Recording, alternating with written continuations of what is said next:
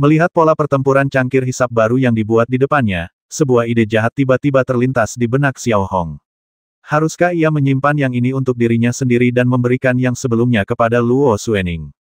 Namun, setelah memikirkannya, Xiao Hong segera menepis gagasan itu. Alasannya adalah Luo Xuening memiliki hubungan yang baik dengannya, dan akan terlalu tidak adil jika ia memanfaatkan temannya. Hei, ada barang murah, gumam Xiao Hong dalam hati, lalu memasukkan pola ajaib penghisap baru itu ke dalam kotak kayu biasa. Sambil meletakkan kotak kayu itu dengan santai, Xiao Hong mulai menyiapkan bubuk larutan pemurnian darah generasi baru. Bersamaan dengan bubuk larutan pemurnian darah ini, terdapat pula sejenis pil pola yang disebut pil pola pemurnian darah. Efeknya kira-kira setara dengan bubuk larutan pemurnian darah, kecuali bahwa larutan pemurnian darah bekerja dari luar ke dalam, sedangkan pil pola bekerja dari dalam keluar, yang merupakan pendekatan bercabang dua. Selain itu, Xiao Hong juga harus terus membuat pil penyembuh dan obat-obatan penyelamat lainnya. Singkatnya, Xiao Hong telah menjadwalkan 1 sore penuh. Baru pada pukul 8 malam, ketika langit sudah benar-benar gelap, Xiao Hong menyapa Luo Xuening dan memastikan bahwa ia sudah bebas. Baru setelah itu, Xiao Hong bangun dan bersiap untuk mengirimkan pola pertempuran cangkir hisap sekaligus bertransaksi. Setelah memasukkan barang-barang yang akan diperdagangkan ke dalam ranselnya, Xiao Hong berpikir sejenak, dan akhirnya mengeluarkan pakaian Kuan Zhang dari tas belanja di sudut dan memakainya. Luo Xuening meminta Xiao Hong pergi ke area asrama nomor 1 untuk mencarinya. Menghadapi Mo Xuan, Ma Kao, dan orang-orang dari Ksatria Templar, jelas bahwa hanya identitas Kuan Zhang yang paling tepat. Pertama, identitas Kuan Zhang memang mengintimidasi, dan kedua, Kuan Zhang adalah kakak laki-laki Luo Xuening. Perlahan-lahan mengenakan kacamata bintang 5 khas Kuan Zhang, Xiao Hong menatap dirinya di cermin dan membuat gestur yang dalam dan terkendali. Merasa masih baik-baik saja, Xiao Hong mengambil ranselnya, berbalik, dan berjalan keluar kamar tidur, lalu menyelinap ke dalam mobil pola ajaibnya tanpa diketahui siapapun, dan langsung menuju Akademi Pola Ajaib Si Jin. Setelah tiba di Akademi Pola Sihir Si Jin, Xiao Hong memarkir mobil pola sihir di sudut terpencil di bawah naungan malam. Ia kemudian perlahan keluar dari mobil pola sihir dan mendekati area asrama nomor 1 setenang mungkin. Dalam hatiku, aku terus berkata pada diriku sendiri, aku adalah seorang master. Aku adalah seorang master. Siapa kau berhenti? Mundur. Tepat ketika Xiao Hong tiba di dekat area asrama nomor 1, suara seperti itu tiba-tiba terdengar. Di tengah malam yang remang-remang, Xiao Hong dapat melihat 2 prajurit belo telah mengangkat senapan berpola sihir di tangan mereka dan mengarahkannya ke arah Xiao Hong. Karena periode khusus ini, kewaspadaan prajurit belo sangat tinggi. Menghadapi situasi semacam itu, respons yang biasa dilakukan orang awam adalah mengangkat tangan, memasang ekspresi tidak berbahaya, lalu menyebutkan nama, identitas, dan tujuan. Tetapi Xiao Hong memikirkannya dan menyadari bahwa dialah yang berkuasa sekarang, dan akan terlalu murah baginya untuk bertindak seperti ini. Aku di sini untuk mencari Ning Er. Xiao Hong berbicara dengan suara rendah dan sedikit mengangkat kepalanya. Gerakannya sangat ringan, tetapi memberi orang perasaan superior. Ning Er mendengar nama itu, kedua prajurit belo agak lambat bereaksi. Namun, ketika Xiao Hong sedikit mengangkat kepalanya, garis 2 bintang berujung 5 tiba-tiba muncul di mata kedua prajurit belo. Kacamata hitam pentagram. Dengan tanda yang begitu jelas, mereka tentu saja bisa tahu siapa orangnya. Ekspresi mereka tiba-tiba berubah, dan senapan berpola sihir yang semula dipegang tinggi kini sedikit diturunkan. Tuan Kuan Zhang, salah satu prajurit belo berkata dengan gemetar. Ekspresinya yang tadinya garang berubah menjadi tertegun. Setelah terkejut, ia menjadi hormat. Saat itu, mereka tampaknya menyadari bahwa Ning Er adalah Jenderal Luo. Xiao Hong tentu saja bisa melihat perubahan ekspresi kedua prajurit itu dengan jelas, tetapi ia tidak bereaksi terlalu banyak. Ia memberi kesan bahwa wajar saja jika kedua pria itu memiliki ekspresi seperti itu. Xiao Hong berjalan mendekati prajurit belo, mengangkat tangannya sedikit, dan mengangguk ke dalam bahwa aku menemuinya. Kalimat-kalimatnya sangat ringkas, yang ia pelajari dari Sang Hong Yun. Ia tidak akan pernah menyia-nyiakan kata-kata untuk orang yang statusnya lebih rendah darinya. Baiklah, salah satu prajurit belo ragu-ragu. Ia tahu identitas Kuan Zhang dan tak akan pernah berani menghentikannya. Namun, membiarkannya masuk seperti ini melanggar aturan. Tuan Kuan Zhang, mohon tunggu sebentar. Saya akan segera memberitahu Anda. Salah satu prajurit belo berkata dengan sangat hormat, lalu berbalik dan menghubungi Luo Xuening melalui pola sihir komunikasi. Mendengar tentang Kuanzang, Luo Suening sangat hormat dan cepat menjawab, cepat, cepat, silakan masuk. Luo Suening melakukan ini untuk tujuan yang sangat sederhana, yaitu memuji Kuanzang sebanyak mungkin sehingga semua orang akan waspada terhadap Kuanzang. Tuan, maaf membuat Anda menunggu. Silakan masuk, kata seorang prajurit belo dengan sangat hormat, lalu memberi isyarat silakan kecil kepada Xiao Hong. Xiao Hong tidak menjawab. Ia meletakkan satu tangan di belakang punggungnya dan mengikuti para prajurit belo. Saat itu, Luo Suening sedang membahas detail serangan Bitu, terutama bagaimana Heki mati. Hal ini hampir menjadi misteri. Lagi pula, pada masa itu, hampir tidak ada orang yang bisa mencapai kekuatan seperti itu. Pada saat ini, setelah 2 kali ketukan di pintu, Xiao Hong berjalan masuk perlahan. Melihat Kuanzang muncul, Mo Xuan dan Ma Kao, yang sedang duduk di sofa, sedikit mengubah ekspresi mereka. Reputasi Kuanzang memang sudah mereka kenal, tetapi ia selalu menjadi sosok yang legendaris. Ini pertama kalinya mereka melihatnya dari jarak sedekat ini, dan di bawah cahaya terang. Mengenai fakta bahwa Kuanzang adalah murid Amiro, Mo Xuan mempercayainya tanpa ragu, tetapi Ma Kao agak skeptis. Ia memiliki status yang relatif tinggi di Kekaisaran Futan, tetapi ia belum pernah mendengar bahwa Amiro memiliki murid seperti itu. Kakak senior, kau sudah di sini. Apa barang-barang yang kuinginkan sudah siap, kata Luo Suening dengan manis, benar-benar bersikap seperti junior. Pada saat ini, ajudan Luo Suening juga sangat bijaksana. Ia menyiapkan sofa yang dibuat dengan indah untuk Xiao Hong dan meletakkannya di kursi utama. Lagi pula, sebagai kakak senior Luo Suening, Kuanzang yang tersohor tentu saja memiliki status tertinggi di sini, dan bahkan Ma Kao pun tak mampu menyamainya. Tanpa ragu, Xiao Hong duduk perlahan di atasnya. Lalu, ia mengeluarkan kotak kayu berpola pertempuran penghisap dari kotak kayu dan mendorongnya ke arah Luo Suening. Luo Suening melirik Xiao Hong, membukanya, dan mengamatinya. Ekspresinya sedikit berubah. Ia bisa dengan jelas merasakan bahwa pemahaman Xiao Hong tentang pola latar belakang telah menjadi lebih mendalam. Meskipun Ma Kao, yang berdiri di sana, tidak dapat melihat secara jelas pola ajaib yang ada di dalam kotak itu, ia tetap memperhatikan teknik khas Amiro, yakni pola latar belakang. Sudut matanya sedikit berkedut, dan ia berpikir dalam hati mungkinkah Kuanzang di depannya ini benar-benar murid Amiro yang tak dikenal, namun, dilihat dari interaksinya dengan Luo Suening di masa lalu, Luo Suening sepertinya tidak pernah menyebut-nyebut Kuanzang. Sekarang, melihat mereka berdua, mereka tampak seperti kenalan lama. Mungkinkah Kuanzang hanyalah nama samaran? Aku tidak menyangka kemampuan kakak senior meningkat lagi. Terima kasih atas bantuanmu. Luo Suening bekerja sama dengan sangat baik, dan nada bicaranya selalu memberi kesan gadis yang baik, seolah-olah dia benar-benar adik Xiao Hong. Bahkan Xiao Hong sangat terkesan dengan kemampuan akting Luo Suening. Tentu saja, Xiao Hong tidak melupakan tujuan perjalanannya kali ini. Aku punya beberapa gadget berharga di tanganku, aku ingin tahu apakah adik junior tertarik. Gadget kecil Luo Suening sedikit bingung. Xiao Hong memberinya pola pertempuran penghisap, yang memang sesuai dengan harapan Luo Suening. Namun, melihat sikap Xiao Hong seperti ini, ia merasa sedikit ragu. Secercah cahaya melintas di mata Ma Kao saat ia kembali menatap Xiao Hong. Dapat dikatakan bahwa kata-kata dan tindakan Xiao Hong dari awal hingga akhir cukup tepat. Ia hanya berbicara sedikit dan tidak melakukan gerakan yang tidak perlu. Tanpa disadarinya, ia adalah replika Sang Hong Yun. Xiao Hong tidak merahasiakannya terlalu lama dan langsung melempar kotak kayu itu ke meja kopi. Mari kita lihat.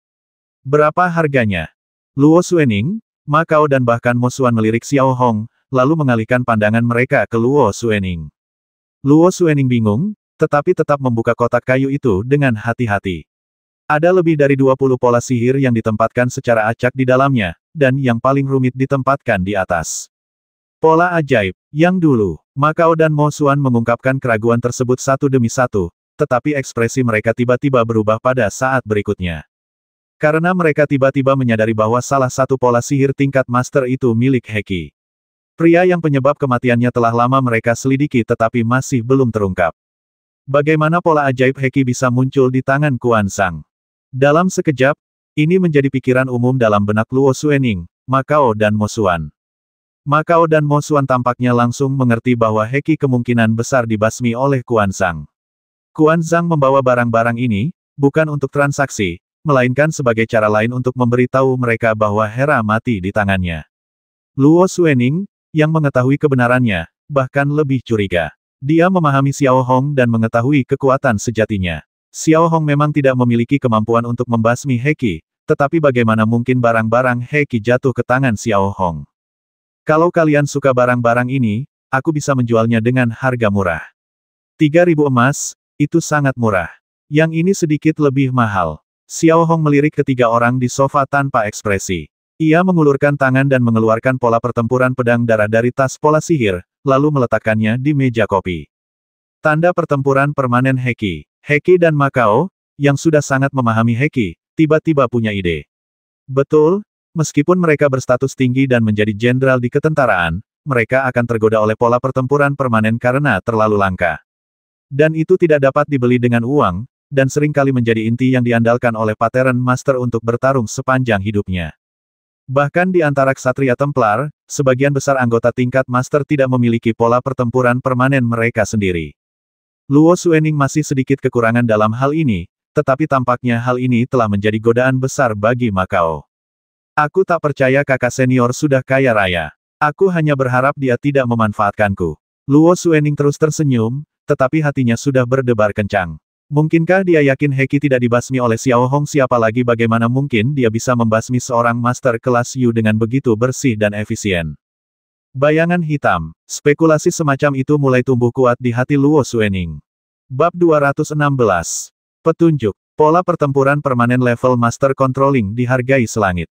Aku penasaran berapa harga yang akan ditawarkan kakak senior. Jangan terlalu murah, aku tidak punya banyak uang sekarang. Luo Suening masih tersenyum dan berkata, memang benar. Dia baru saja membayar sejumlah besar uang pensiun sebagai kompensasi, yang jelas jumlahnya sangat besar. Aku tidak butuh uang untuk saat ini. Yang kuinginkan adalah sesuatu yang sangat murah, seperangkat perlengkapan lengkap untuk menjadi pengemudi handal, jawab Xiao Hong lembut. Ekspresi Luo Suening tetap tidak berubah saat mendengar ini. Pola pertempuran tingkat master permanen dan satu set lengkap material tingkat master pada dasarnya merupakan pertukaran yang setara. Sulit untuk mengatakan mana yang lebih murah atau lebih mahal.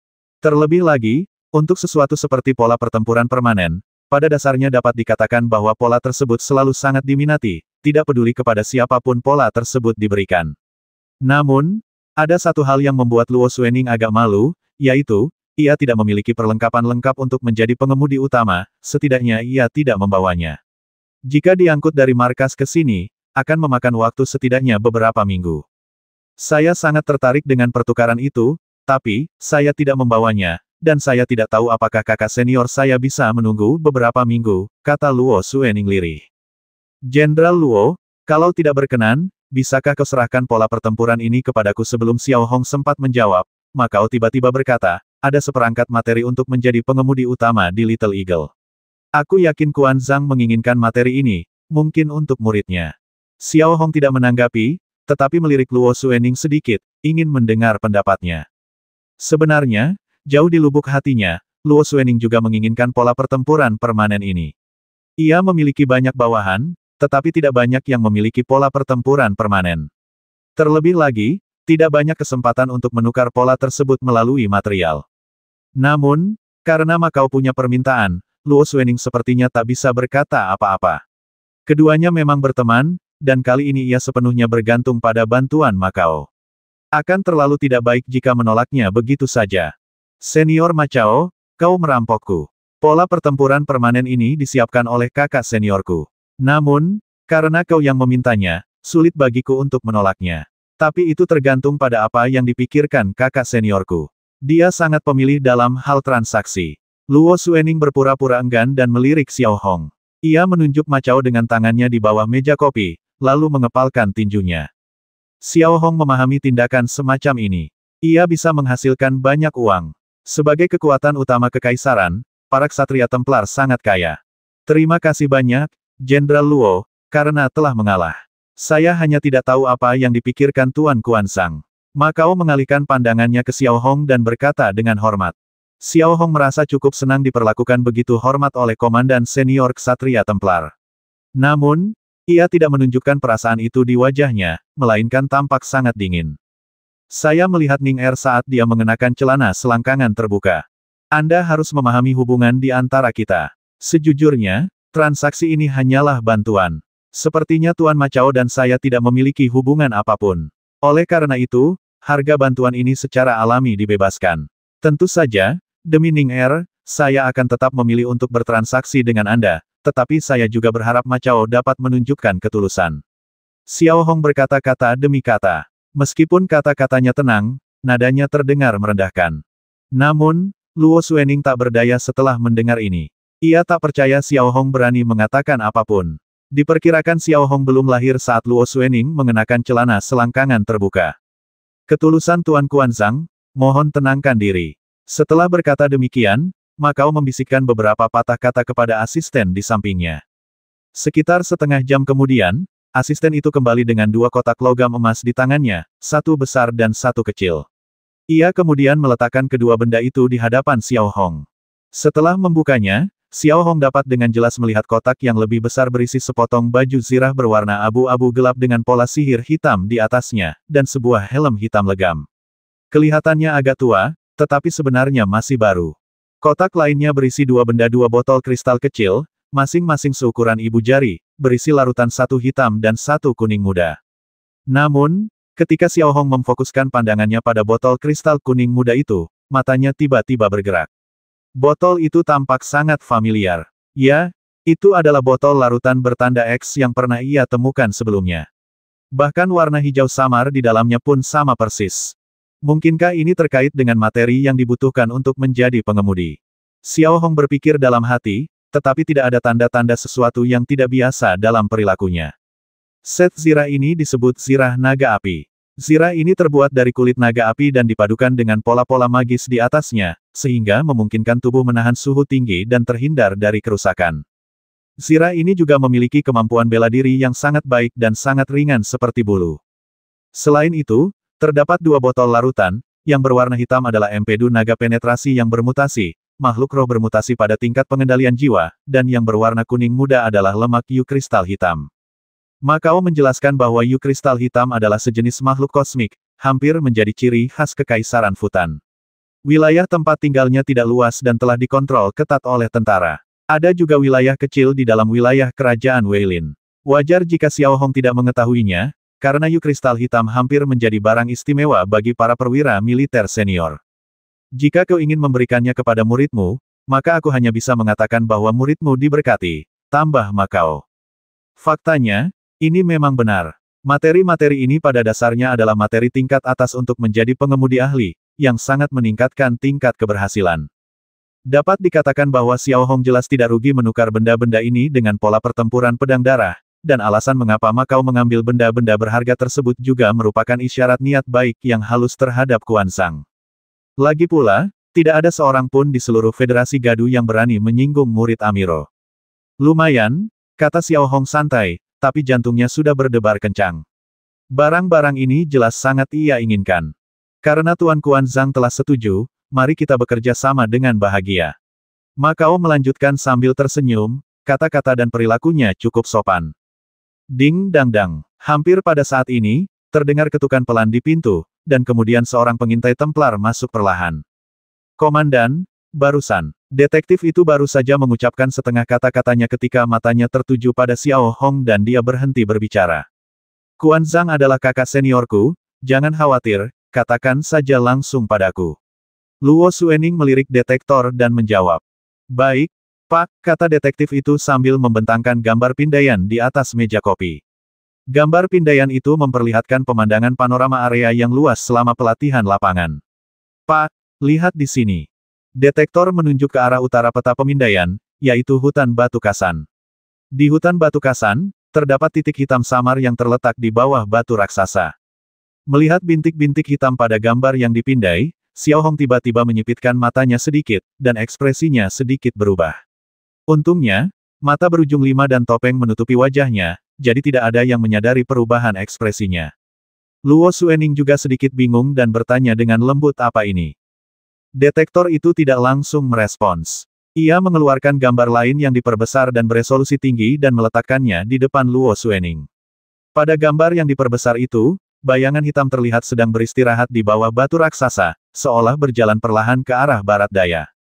Itu dia, benar, dialah yang mencuri tulang keturunan. Luo Xuening tiba-tiba mengeluarkan suara seperti itu. Tentu saja dia tidak bisa melupakan bayangan hitam itu. Sekarang Luo Xuening sepertinya sedikit mengerti. Bayangan hitam itu kemungkinan besar adalah pelaku pembasmian Heki, dan hutan batu kasan tampaknya adalah tempat persembunyiannya. Segera beritahu semua orang dan kirim 50 orang dari Ksatria Templar untuk melakukan pencarian besar-besaran di hutan batu kasan. 100 orang lainnya akan mencari di wilayah barat laut hutan batu kasan. Luo Xuening memberi perintah dengan sangat tegas. Dimengerti. Detektor itu merespons dan keluar. Setelah itu, Xiao Hong tidak tinggal lama. Ia membawa 2 kotak logam dan 3 pola penyimpanan emas, masing-masing senilai 1000 emas, lalu pergi perlahan. Namun, tepat ketika Xiao Hong baru saja memasuki mobil pola ajaibnya, pola ajaib komunikasi di lengannya tiba-tiba bergetar. Itu pesan dari Luo Xuening, dan isinya sangat sederhana. Bagaimana kamu mendapatkan barang untuk ditukar? Seberapa banyak yang kamu ketahui tentang Black Shadow? Bisakah kamu ceritakan? Aku mengambil barang-barang itu saat dikejar. Aku benar-benar tidak tahu apa-apa tentang bayangan hitam itu. Xiao Hong juga membalas melalui pesan. Nadanya terdengar tulus, tetapi sebenarnya dia berbohong. Alasan Xiao Hong berbohong sangat sederhana. Xiao Hong tahu betul bahwa bayangan hitam itu muncul untuk menyelamatkan dirinya, dan ia pasti terbongkar karena alasan ini. Jika Xiao Hong mengungkapkan informasi yang relevan tentang bayangan hitam itu sekarang, Xiao Hong tidak tahu apa yang akan dipikirkan orang lain, tetapi baginya, Xiao Hong menganggapnya sebagai pengkhianatan. Xiao Hong tidak tahu apakah bayangan hitam itu baik atau jahat, tetapi ia punya prinsip bahwa ia tidak akan pernah mengkhianati seseorang yang telah berbuat baik padanya. Meskipun ia memiliki hubungan pribadi yang baik dengan Luo Xuening, Xiao Hong hanya bisa meminta maaf kepada Luo Xuening dalam hati. Pada saat ini, Xiao Hong juga dapat melihat dengan jelas bahwa puluhan anggota Ksatria Templar berpakaian malam telah berjalan keluar dari area asrama nomor 1 dan kemudian menghilang ke dalam kegelapan. Xiao Hong tidak mempedulikan hal ini, atau lebih tepatnya, dia tidak berdaya dan tidak bisa membantu, jadi dia hanya menunggu dan melihat saja. Dengan pemikiran ini, Xiao Hong langsung berkendara pulang. Bagaimanapun, transaksi ini jelas merupakan keuntungan besar bagi Xiao Hong. Ini adalah kesempatan untuk menjadi pengemudi handal, yang tentu saja merupakan harapan besar bagi Xiao Hong. Xiao Hong pulang ke rumah, berganti pakaian aslinya, dan menguji kekuatan pendorong di tubuhnya. Masih ada sedikit, dan tak ingin menyia-nyiakannya, Xiao Hong mengeluarkan sebotol bubuk larutan pemurnian darah dan pil pola pemurnian darah, pergi ke kamar mandi, dan bersiap untuk berlatih sedikit, meskipun hanya untuk menguji efek larutan pemurnian darah generasi baru. Setelah mengisi bak mandi dengan air panas dan menambahkan bubuk larutan pemurnian darah generasi baru, air panas yang jernih itu langsung berubah menjadi merah tua, dan bau berbagai bahan memenuhi kamar mandi. Melihat air panas di bak mandi berubah warna, Xiao Hong tampak tenang. Ini benar-benar normal. Kemudian Xiao Hong menanggalkan pakaiannya tanpa menunda, menelan pil pola pemurnian darah, membenamkan tubuhnya di dalam bak mandi, memperlihatkan kepalanya, dan mengaktifkan pola sihir tekanan padat di sekitar bak mandi. Dalam sekejap, rasa sakit yang familiar itu kembali membanjiri tubuh Xiao Hong. Namun, Xiao Hong sudah lama terbiasa dengan rasa sakit seperti ini. Tak masalah, selama ia bisa meningkatkan daya dorongnya dan tetap hidup, semuanya akan baik-baik saja.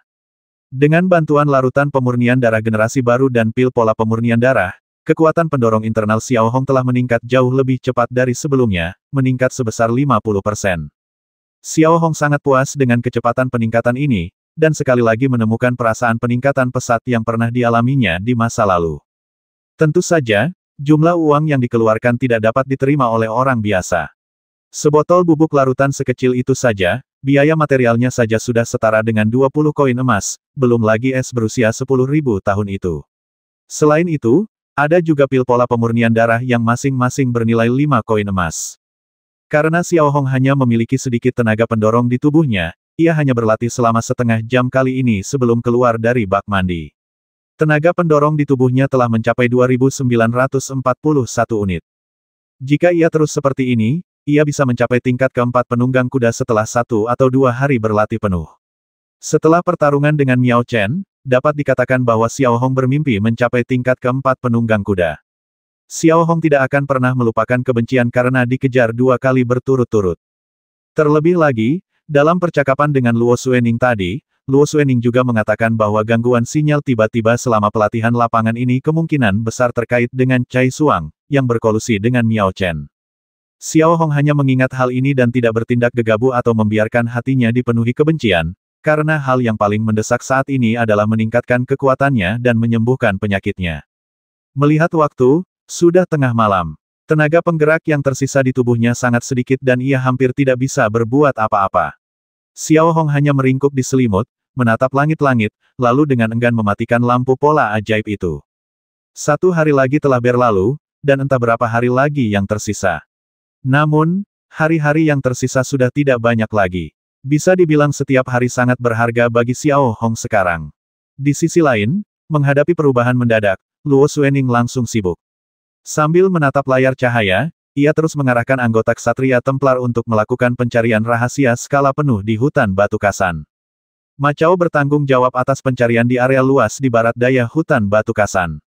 Peralatan pencarian yang digunakan oleh Ksatria Templar juga sangat canggih. Peralatan ini agak mirip dengan pola sihir peringatan dini Xiao Hong, tetapi jauh lebih canggih dan dapat mendeteksi area dalam radius 1 km. Tetapi meski begitu, setelah 3 jam mencari, Ksatria Templar masih tidak menemukan apapun. Hal ini membuat Luo Xuening merasa sangat bingung, tetapi ada satu hal yang Luo Xuening yakini, yaitu bayangan hitam itu masih berada di dekat kota Taiwu, seolah-olah ia memiliki urusan lain dan tidak ingin pergi. Dalam pandangan Luo Xuening, ini tidak diragukan lagi merupakan kesempatan untuk mengambil kembali tulang-tulang keturunannya. Sementara itu, di gedung asrama lain di area asrama nomor 1, wajah Miao Chen tampak sangat buruk. Ia baru saja menguburkan Pu Yi sore itu. Tak diragukan lagi, 2 pengejaran berturut-turut itu telah menyebabkan kerugian besar bagi keluarga Miao. Meskipun Luo Xuening telah memberikan uang pensiun yang besar kepada keluarga Miao, di kota Taiwu dan Bintang Yurun, tempat yang minim bakat, pengendali pola tingkat tinggi tidak dapat dibeli dengan uang, terutama pengendali pola yang dapat dipercaya. Dapat dikatakan bahwa saat ini, Miao Chen sangat membenci Xiao Hong. Kemunculannya tidak hanya membuat keluarga Miao kehilangan kejayaannya, tetapi juga menyebabkan 2 kematian dan 1 luka serius pada kerabat dekat keluarga Miao. Yang tak pernah terpikirkan oleh Miao Chen adalah ini, apakah ada orang yang lebih kuat dari keluarga Miao mu pantas mati, apakah kau memburu mereka dan tidak membiarkan mereka melawan. Duduk di hadapan Miao Chen adalah Cai Xuang, yang wajahnya juga tampak tidak senang. Awalnya, ia bisa saja membasmi seorang siswa dari sekolah cabang tanpa kesalahan, tetapi ia tidak menyangka pasukan Weilin tiba-tiba muncul di tengah jalan. Apa yang harus kita lakukan sekarang? Seorang siswa dari sekolah cabang menghilang lagi, tanya Cai Xuang. Sebenarnya, ia merasakan hal yang sama seperti keluarga Miao. Kemunculan Xiao Hong telah menghilangkan aura kesayangannya sebagai dewa. Dia tidak bisa melarikan diri. Setelah bertanya dari berbagai sumber, saya mengetahui bahwa seorang siswa dari sekolah cabang sangat dekat dengan Cui Yuanbo. Cui Yuanbo adalah titik terobosan. Miao Chen merenung sejenak dan berkata perlahan. Awalnya, titik terobosan yang ditemukan Miao Chen adalah Cheng Shaoyong, tetapi Cheng Shaoyong sudah menjadi anggota grup kolon. Jika dia sedikit terlalu radikal, kemungkinan besar akan menyebabkan pertengkaran antara 2 kekuatan besar, yang niscaya akan memperburuk situasi. Terlebih lagi, begitu Cai Sang tahu bahwa pencariannya terhadap seorang siswa tertentu dari sekolah cabang itu palsu, tetapi pembasmiannya terhadap seorang siswa tertentu dari sekolah cabang itu nyata, hal itu tetap akan merugikan keluarga Miao di masa depan, dan kepercayaan Cai Sang kepadanya akan sangat berkurang. Jadi, apa rencana spesifik senior Miao Chen, tanya Cai Xuang. Nanti juga tahu kalau kau ikut aku. Miao Chen tidak menjawab langsung, hanya menyipitkan matanya.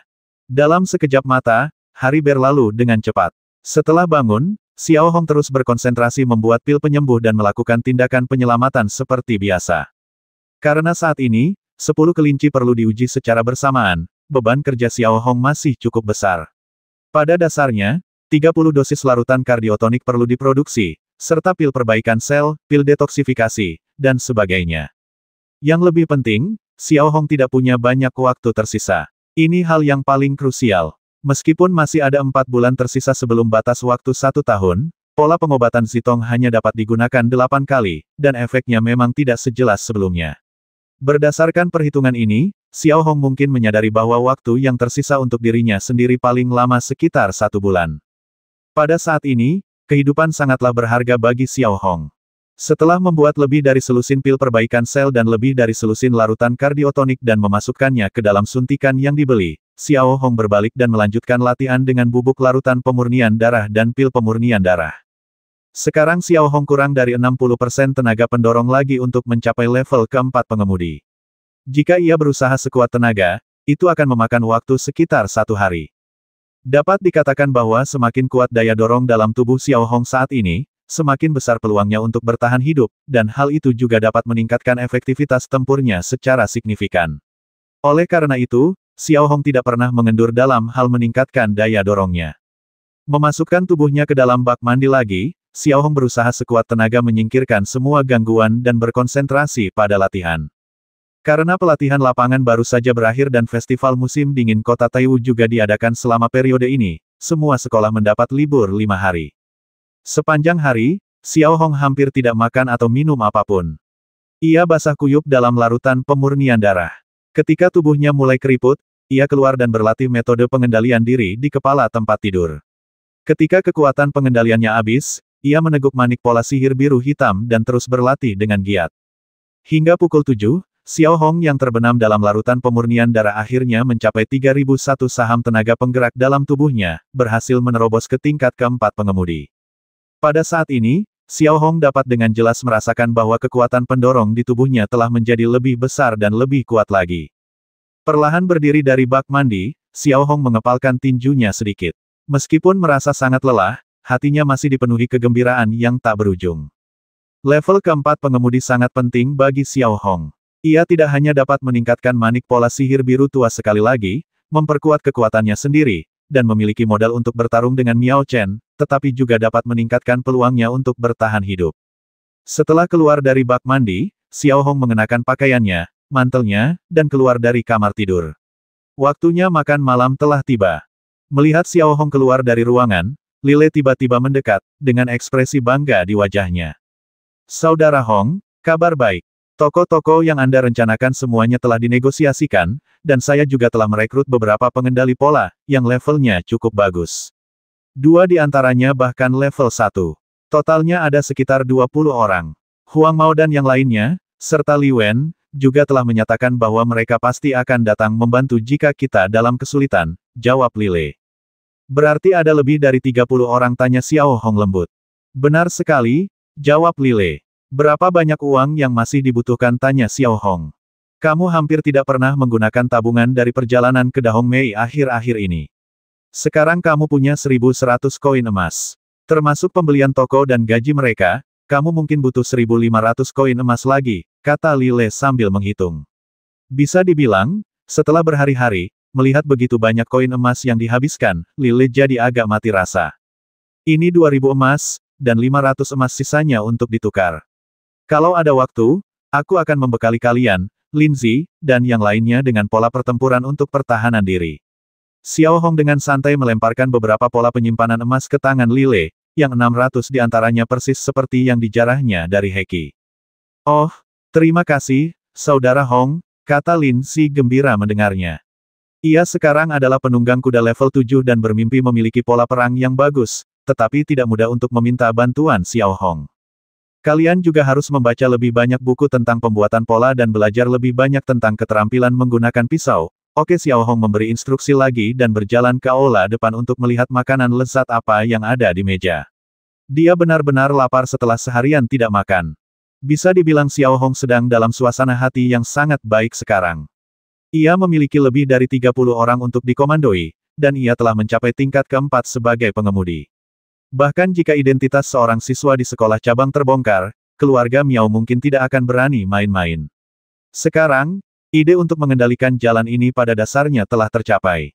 Dan semua ini dapat terwujud dalam waktu singkat, pada dasarnya karena Xiao Hong mengumpulkan uang. Setelah makan malam, Xiao Hong tampak sedikit lebih baik. Setelah memberikan beberapa instruksi kepada Lile dan yang lainnya, Xiao Hong kembali ke kamar tidur, mengunci pintu, dan melanjutkan pekerjaannya yang agak membosankan, membuat pil perbaikan sel, larutan kardiotonik, DEL. Bab 218. Kemarahan Es. Sambil menjalankan tugas-tugas yang tidak terlalu menuntut kendali, Xiao Hong juga berulang kali menyusun rencana masa depannya di dalam benaknya. Xiao Hong sudah memiliki rencana yang jelas untuk menyembuhkan penyakitnya. Selain itu, ada juga aspek pola pertempuran. Kini, setelah serangkaian pertempuran, tak dapat dipungkiri bahwa meskipun busur berburu Xiao Hong mudah digunakan, busur itu tak lagi dapat bertahan lama karena terbatasnya frekuensi penggunaannya. Hanya 2 daya dorong yang tersisa, yaitu busur berburu tersebut masih dapat menembakkan 2 bom energi berbentuk bulu, dan energi internalnya akan habis sepenuhnya dan terbuang sia-sia. Oleh karena itu, ada 2 tugas mendesak saat ini. Pertama, meningkatkan manik pola ajaib biru tua ke level keempat pengemudi, dan kedua, membuat pengganti busur berburu, yang harus berupa pengemudi level keempat. Manik pola ajaib biru tua mudah digunakan dan dapat ditingkatkan besok. Setelah pertempuran di lapangan, dan sering menggunakan es berusia 10.000 tahun, manik pola ajaib biru tua ini telah memenuhi syarat untuk ditingkatkan. Karena ini hanyalah pengganti busur berburu, Xiao Hong perlu mempertimbangkannya dengan matang. Perbaikan dan penguatan diperlukan, dan ia harus berusaha menemukan konsep yang benar-benar baru. Tentu saja, teknologi shading sangat diperlukan. Dalam sekejap mata, 1 hari berlalu, dan Xiao Hong terbangun dengan kekuatan pendorongnya yang hampir pulih. Pada saat ini, Xiao Hong tidak berhenti, melainkan duduk bersila di kepala tempat tidur, meletakkan manik-manik pola ajaib biru tua di telapak tangannya, memejamkan mata sedikit, dan perlahan-lahan memasukkan kekuatan pendorong ke dalam manik-manik pola ajaib biru tua, lalu mulai meningkatkannya. Xiao Hong pada dasarnya sudah terbiasa dengan sensasi peningkatan manik pola ajaib biru tua ini. Rasanya bagian dalam manik pola ajaib biru tua ini bagaikan lautan luas. Setiap kali Xiao Hong meningkatkannya, ia mengembangkannya. Hanya beberapa lusin detik berlalu, dan Xiao Hong menyelesaikan peningkatan dengan memegang manik pola ajaib biru tua di mulutnya. Penampakannya tetap tidak berubah. Setelah diaktifkan, garis-garis biru tua kembali terbentuk di tangan kanan. Namun, garis-garis tersebut tampak lebih rumit, terutama pada garis-garis utama, di mana cabang-cabang yang sangat kecil mulai muncul, seperti kapiler dalam tubuh manusia. Terasa semakin berkembang dengan setiap peningkatan Xiao Hong. Berjalan keluar dari kamar tidur dan menuju halaman, Xiao Hong datang ke dinding paduan yang baru dibangun dan melepaskan es berusia 10.000 tahun dengan seluruh kekuatannya. Dalam sekejap, es seukuran lengan bawah dengan cepat terbentuk dan menghantam dinding logam yang dilapisi pola sihir deteksi. Bang! Setelah suara renyah, es berusia 10.000 tahun itu hancur, dan pada saat yang sama, pola sihir deteksi juga memberikan nilai kekuatan terperinci 3123 poin. Nilai kekuatan ini dapat dikatakan hanya sedikit lebih tinggi dari pola pertempuran tingkat keempat pengendara biasa, dan itu tidak terlalu mengagumkan. Namun, setelah sekian lama menyatu dengan manik pola sihir biru tua, Xiao Hong samar-samar sudah bisa merasakan esensi dari manik pola sihir biru tua itu. Bukan kekuatan serangannya, melainkan cara penggunaannya yang terus berubah dan kemampuan tambahannya yang super kuat.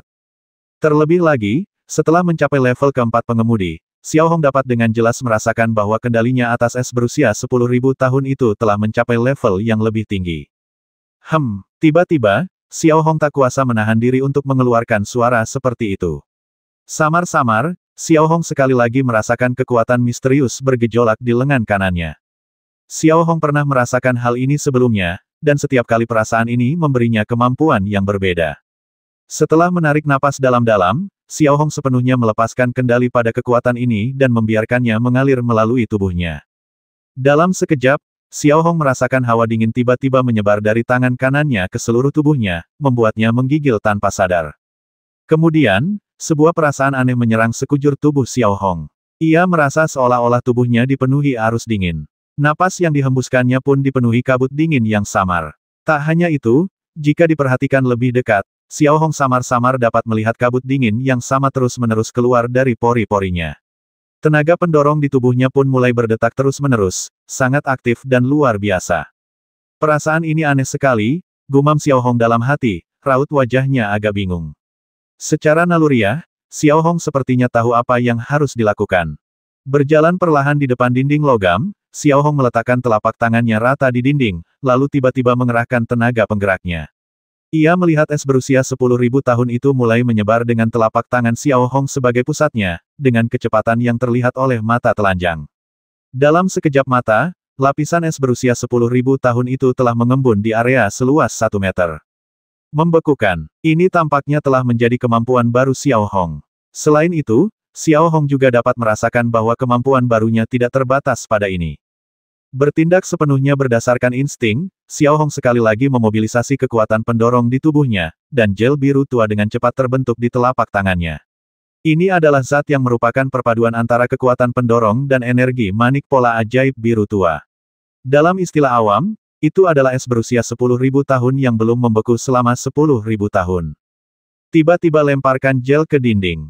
Desir, lapisan es berusia 10.000 tahun kembali terbentuk di seluruh dinding. Namun, setelah es itu meninggalkan tangannya, area beku itu mengecil, tetapi kekentalan esnya tetap sama.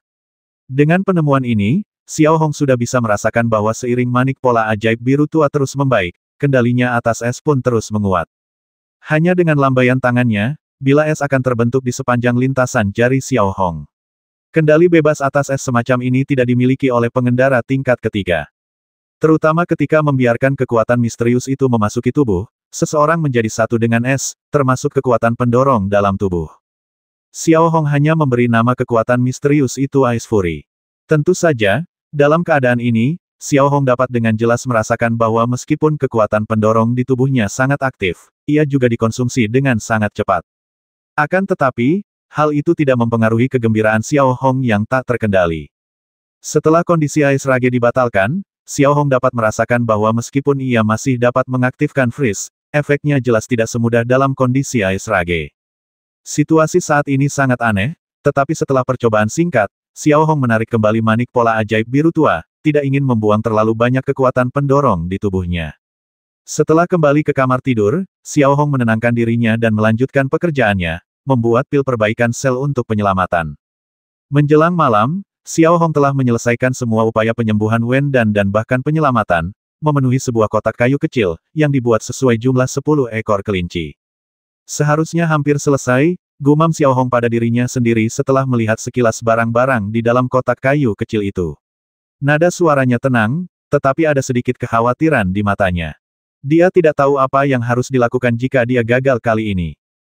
Pokoknya, aku sudah berusaha sebaik mungkin, gumam Xiao Hong lagi pada dirinya sendiri dengan nada acuh tak acuh. Kemudian ia menarik napas dalam-dalam dan datang ke halaman sambil membawa kotak kayu kecil. Di depan deretan kandang di rak, karena cuaca sudah dingin, selapis selimut menutupi kandang-kandang itu. Sekarang, setelah dirawat dengan cermat, ke-10 kelinci ini berada dalam kondisi fisik yang sangat baik dan semuanya gemuk. Tanpa ragu, Xiao Hong mengeluarkan 10 pil Wen dan menuangkannya ke perut kelinci satu persatu. Kemudian, ia mulai mengamati reaksi 10 kelinci di depannya dengan cemas. Setelah 10 detik, ke-10 kelinci itu tidak menunjukkan reaksi yang jelas. Setelah 20 detik, 5 dari 10 kelinci itu mulai gemetar. Hal ini membuat hati Xiao Hong menegang. Semenit kemudian, kelinci di dalam kandang mulai gelisah dan berlari-lari di dalam kandang, tampak sangat kesakitan. Seperti apa rasanya? Xiao Hong berpikir dalam hati, dengan sedikit keraguan dan ketakutan di wajahnya, seolah-olah dialah orang berikutnya yang akan dipenggal. Karena penyembuhan Wendan adalah sesuatu yang harus ia lalui, dan kemungkinan besar akan menjadi siksaan antara hidup dan mati. Xiao Hong tidak menunjukkan perasaannya yang rumit secara berlebihan, tetapi hanya menatap 10 kelinci di depannya dengan tenang. 10 menit kemudian, Xiao Hong dapat mengamati dengan jelas bahwa 3 ekor kelinci mulai mati akibat siksaan berat, dengan sedikit jejak darah mengalir dari sudut mulut mereka. Menghadapi situasi seperti itu, Xiao Hong tidak tinggal diam. Ia segera mengambil 3 larutan jantung dan menyuntikkannya ke tubuh ketiga kelinci tersebut.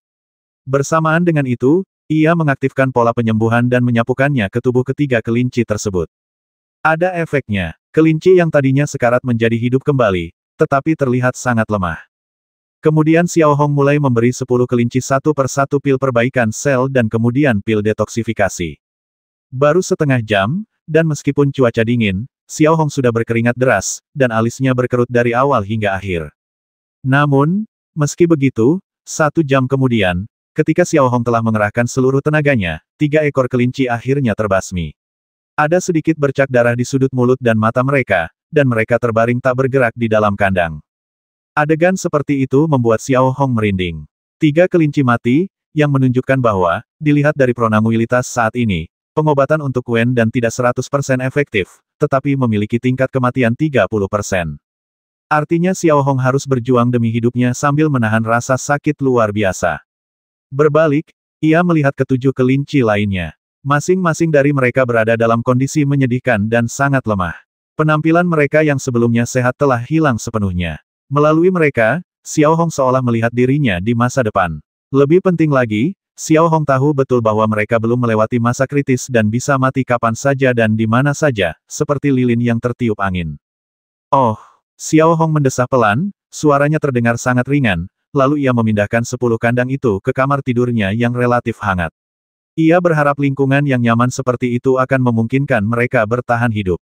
Dengan hati-hati menempatkan ketujuh kandang di sudut kamar tidur, Xiao Hong kemudian menyuntikkan pil perbaikan sel ke masing-masing ketujuh kelinci tersebut. Kemudian ia berjongkok di lantai dan mengamati dengan tenang, matanya dipenuhi harapan, tetapi lebih banyak rasa gugup dan gelisah. Pada pukul 9 malam, kelinci keempat bergerak-gerak beberapa kali, lalu tidak bergerak lagi dan berhenti bernapas. Melihat kelinci yang ia selamatkan mati di tangannya, raut wajah Xiao Hong semakin khawatir. Ia sudah berusaha sekuat tenaga, tetapi tetap tidak bisa menyelamatkan nyawa kelinci itu. Masih ada 6 lagi, artinya ini level ke-6. Itu bagus juga, setidaknya tingkat keberhasilannya lebih dari setengah. Xiao Hong hanya bisa menghibur dirinya sendiri dengan cara ini sambil perlahan meletakkan kelinci mati itu. Masih ada 6 orang yang hidup di depannya, yang memberi Xiao Hong harapan untuk bertahan hidup. Setelah dengan hati-hati menempatkan air bersih dan sayuran segar di 6 kandang yang tersisa, Xiao Hong meletakkan keempat kelinci mati di atas instrumen pengujian. Hasilnya adalah sel-sel rusak parah dan mati akibat kegagalan An. Xiao Hong mencatat secara rinci penyebab kematian kelinci-kelinci ini dalam catatannya. Ia tahu betul bahwa penyebab kematian kelinci-kelinci ini kemungkinan besar sama dengan kelinci lainnya, yaitu kerusakan sel yang parah. Kini Xiao Hong hanya berharap ia dapat terus meneliti pil pembuluh darah baru agar kelinci-kelinci ini dapat terus bertahan hidup hingga kesehatan mereka pulih. Meskipun kelinci-kelinci ini kini lebih stabil, mereka masih belum sepenuhnya terbebas dari bahaya. Setelah membakar keempat kelinci mati, Xiao Hong kembali ke kamar tidurnya dan melanjutkan pekerjaannya, yaitu membuat pola pertempuran dengan serangan jarak jauh dan jarak sangat jauh untuk menggantikan busur berburu dalam sistem tempur Xiao Hong. Ide ini bukanlah hal yang mudah bagi Xiao Hong. Jika ia meniru busur berburu level 4 seorang penunggang kuda, itu akan mudah. Namun, Xiao Hong tidak mau menghabiskan banyak uang tanpa inovasi apapun, hanya peningkatan kekuatan yang sederhana. Akan lebih baik jika ia mencoba sesuatu yang baru. Namun, ide-ide baru sering kali membutuhkan inspirasi, tetapi Xiao Hong sekarang tampaknya tidak dapat memikirkan ide bagus atau struktur yang luar biasa. Tepat ketika Xiao Hong sedang kebingungan dan hendak melatih tenaga pendorongnya, tiba-tiba ia mengeluarkan suara seperti itu. Matanya tak sengaja tertuju pada sebuah buku catatan, yang ternyata adalah buku catatan penyebab kematian kelinci itu. Lalu Xiao Hong secara naluriah menoleh dan menatap ambang jendela, di mana terdapat 3 rerumputan ungu dan 3 bunga pom-pom putih. Tiba-tiba, Xiao Hong berpikir bahwa bunga pom-pom putih itu adalah bahan utama untuk mengobati penyakitnya, tetapi ternyata itu juga merupakan zat yang sangat beracun dan senjata yang mematikan. Apa jadinya jika cairan putih yang sangat beracun ini diintegrasikan ke dalam pola ajaib? Bagi apoteker, racun jelas merupakan trik mematikan, dan Xiao Hong pun demikian. Xiao Hong belum pernah menggunakannya sebelumnya karena tidak ingin membuang waktu mengembangkan toksin, tetapi sekarang, Xiao Hong memiliki racun super alami. Dengan pemahaman ini, pikiran Xiao Hong segera menjadi aktif, dan berbagai macam ide mulai berkecamuk di benaknya. Apa efek dari serangan jarak jauh dengan racun?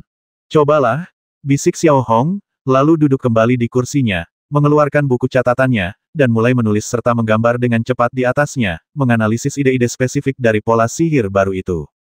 Setelah sekian lama meneliti, ia telah memperoleh pemahaman yang mendalam tentang bubur putih rumput ungu. Perbedaannya adalah sebelumnya Xiao Hong menekan racunnya semaksimal mungkin, tetapi kali ini ia ingin merangsang racunnya semaksimal mungkin. Seiring pikirannya semakin aktif, kecepatan riset dan konstruksi Xiao Hong pun menjadi sangat cepat. Terlebih lagi, kali ini, Xiao Hong telah memutuskan untuk mengubah sifat tunggal busur berburu yang hanya mampu meluncurkan satu jenis badan energi menjadi desain yang dapat meluncurkan beberapa peluru energi secara bervariasi.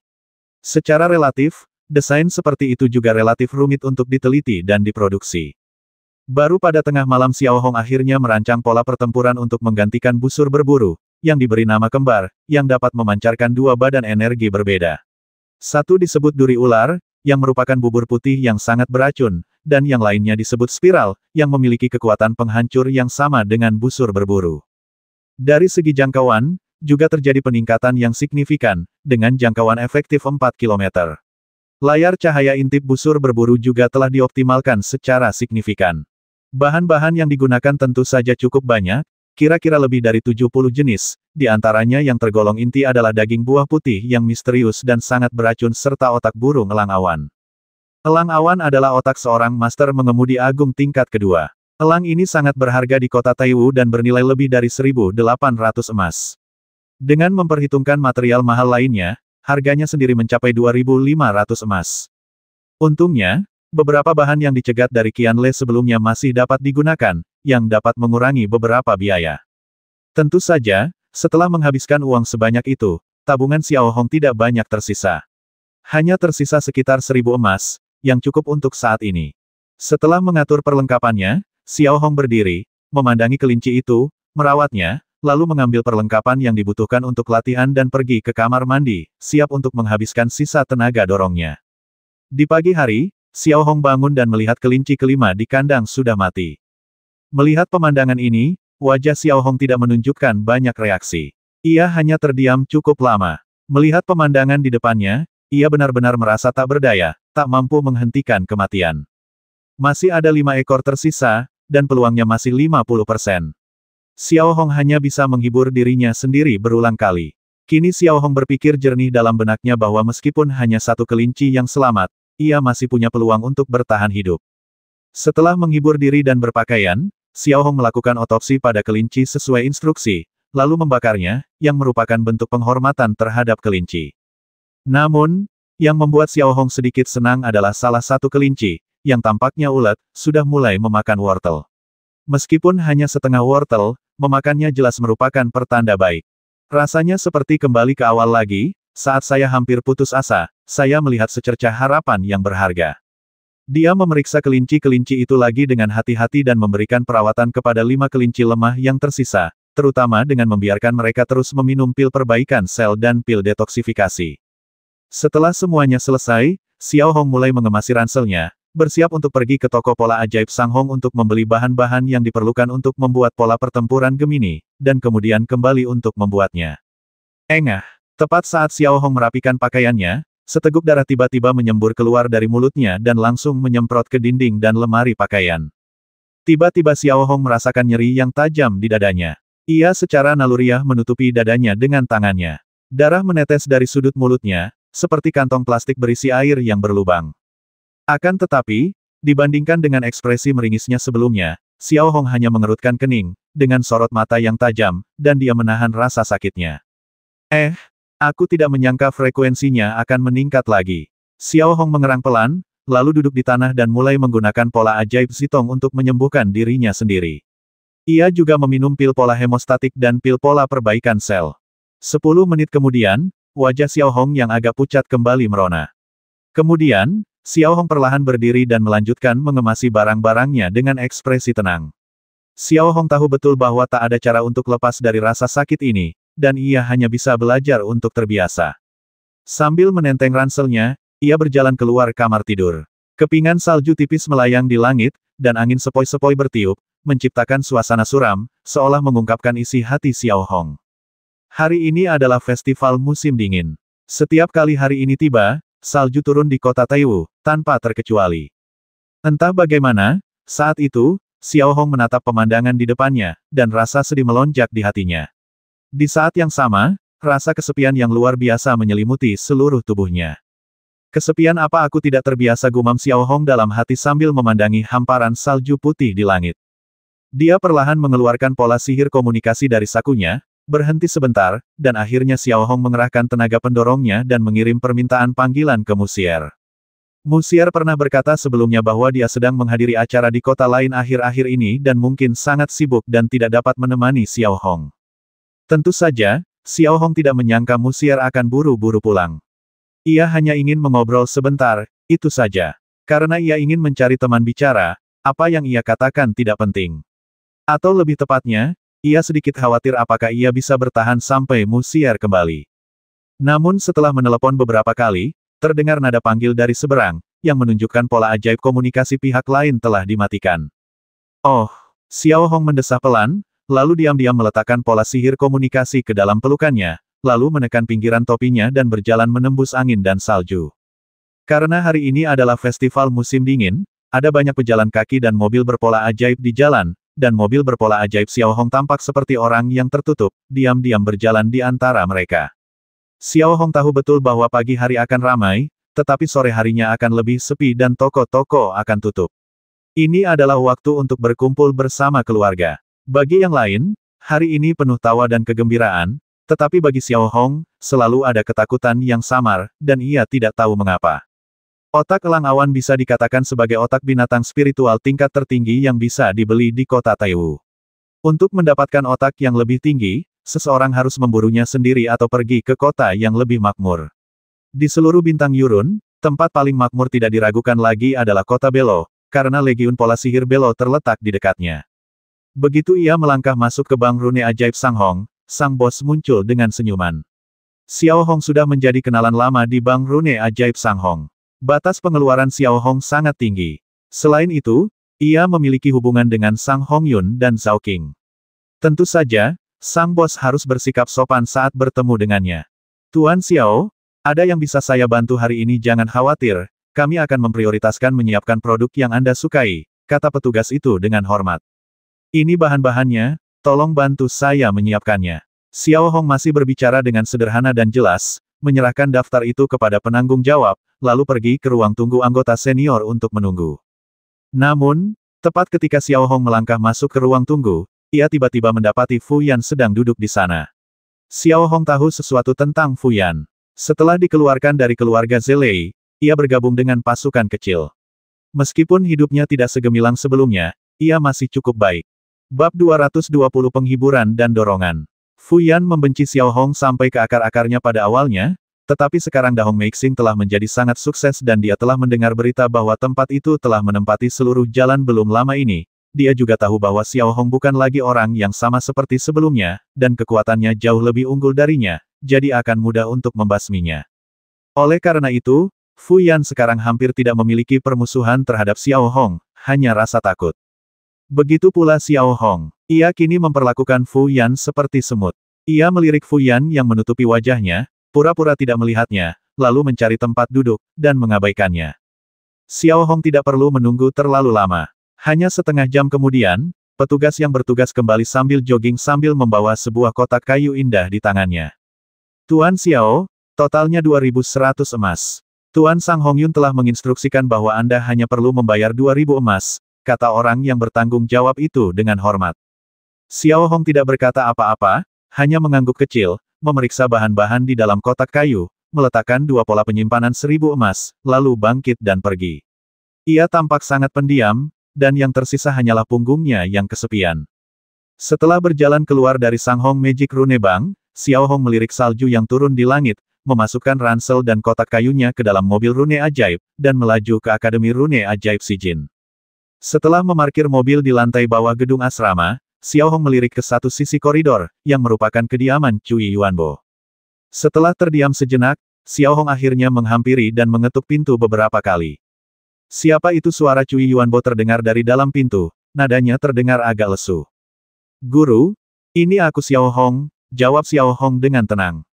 Oh, cepat masuk, kata Cui Yuanbo, dan pintu logam yang tertutup itu terbuka sedikit. Saat Xiao Hong membuka pintu, ia melihat Cui Yuanbo bersandar di sofa, berbalut selimut. Ia tampak agak lesu dan sesekali terbatuk. Guru, apakah Anda merasa tidak enak? Badan Xiao Hong bertanya kepada Cui Yuanbo dengan khawatir ketika dia datang di depannya. Tidak apa-apa, ini masalah lama. Seperti ini kalau turun salju. Manusia itu seperti mesin, dan mesinku sudah terlalu usang. Cui Yuanbo menanggapi sambil tersenyum, lalu mengulurkan tangannya yang kering, menepuk-nepuk sisi tubuhnya, dan memberi isyarat kepada Xiao Hong untuk duduk. Xiao Hong melakukan apa yang diperintahkan dan dengan hati-hati menuangkan secangkir teh hangat untuk Cui Yuanbo dan meletakkannya di meja kopi. Ini mungkin bisa membantumu. Kamu bisa mencobanya. Tidak ada salahnya, kata Xiao Hong, lalu meletakkan beberapa pil penambah darah dan pil pengaktif sel di depan Cui Yuanbo. Cui Yuanbo melirik pil-pil berpola itu. Pola-pola di atasnya sangat halus. Dari sudut pandang keterampilan pisau saja, pola-pola itu sudah sangat indah. Hal ini membuat Cui Yuanbo tersenyum puas. Bagaimana penyakitmu? Cui Yuanbo melirik Xiao Hong dan bertanya dengan khawatir. Ini, makin parah. Aku sudah mencari beberapa obat, tapi tidak 100% efektif. Mungkin, agak berbahaya, sebenarnya. Xiao Hong melirik teh panas di meja kopi dan berhenti sejenak. Aku takut. Nada bicara Xiao Hong sangat ringan, tetapi ini tampaknya menjadi perasaan yang paling nyata di hatinya. Semua orang takut mati, dan Xiao Hong tidak terkecuali. Terutama saat ini, ketika Xiao Hong tidak punya cara untuk menghindar, perasaan ini menjadi semakin kuat. Pada saat ini, tangan Xiao Hong yang agak dingin tiba-tiba terasa hangat. Cui Yuanbo perlahan mengulurkan tangannya yang kering dan dengan lembut mengusap tangan Xiao Hong yang dingin. Ekspresinya tetap ramah seperti biasa. Ingat, selama kau tidak menyerah, akan selalu ada harapan. Kalau kau tidak menyerah, masih ada harapan. Xiao Hong melirik wajah keriput Cui Yuanbo dan bergumam pada dirinya sendiri. Ya, selama kamu tidak menyerah, masih ada harapan. Akan selalu seperti ini. Tidak ada yang tidak bisa diatasi di dunia ini. Percayalah, kamu bisa. Cui Yuanbo melanjutkan, kata-katanya lembut namun penuh kehangatan. Ya, Xiao Hong mengangguk pelan dan bersenandung pelan, hatinya dipenuhi rasa syukur. Bisa dibilang, inilah saat-saat di mana Xiao Hong paling rentan. Ia butuh penghiburan dan dorongan. Kemudian ia kembali berbincang dengan Cui Yuanbo. Tak ada yang membahas pola magis, melainkan sekadar obrolan dari hati ke hati tentang kehidupan, cita-cita, dan wawasan, layaknya seorang kakek yang bercerita tentang masa lalunya kepada generasi muda. Setelah tinggal di rumah Cui Yuanbo selama 2 jam dan makan sesuatu, Xiao Hong pergi dengan enggan. Ia masih memiliki banyak hal yang harus dilakukan dan tidak berani membuang waktu. Melihat Xiao Hong mundur dengan hormat, wajah Cui Yuanbo kembali menunjukkan senyum. Kemudian ia melirik pil penambah darah di meja kopi, perlahan mengambil satu, dan menelannya. Tiba-tiba, ekspresi Cui Yuanbo berubah drastis. Arus hangat dengan cepat menjalar dari perutnya ke sekujur tubuhnya, diikuti perasaan lembut yang menyelimutinya. Dalam sekejap, semburat kemerahan muncul di wajah tua Cui Yuanbo, hampir dengan kecepatan yang terlihat oleh mata telanjang.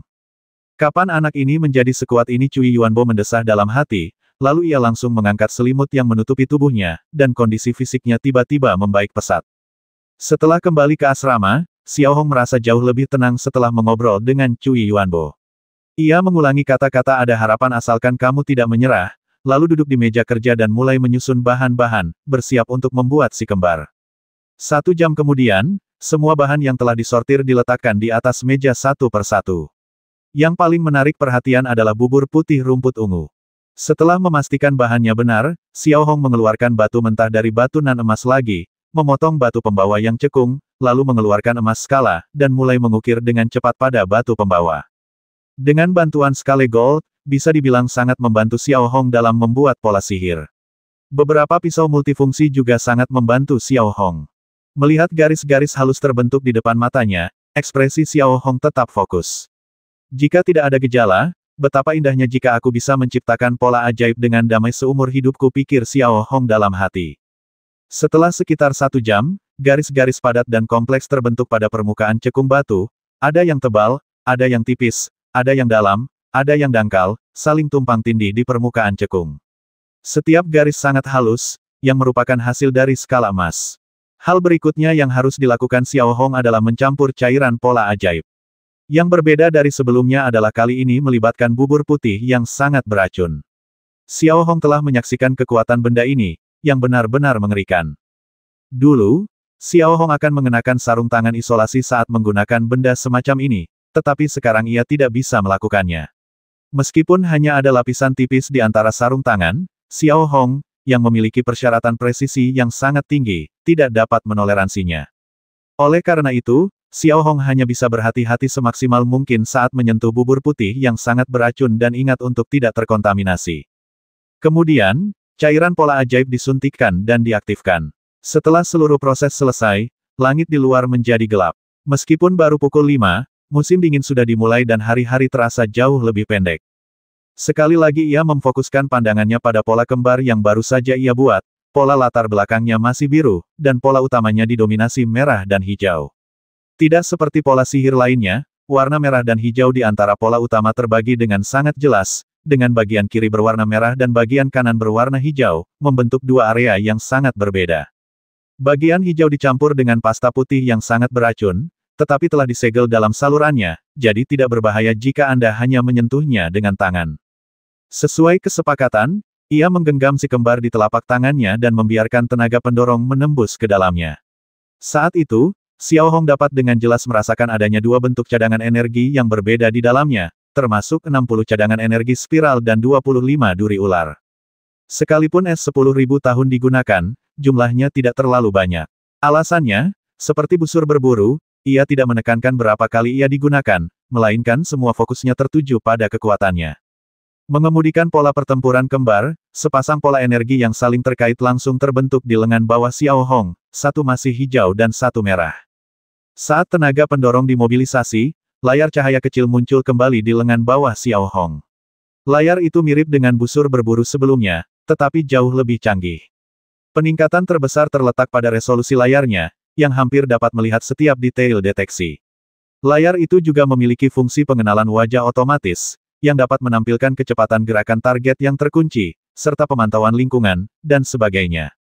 Singkatnya, ini menyediakan data referensi paling lengkap bagi penyerang. Xiao Hong melirik target pola sihir di belakangnya dan bersiap menguji kekuatan spiral tersebut.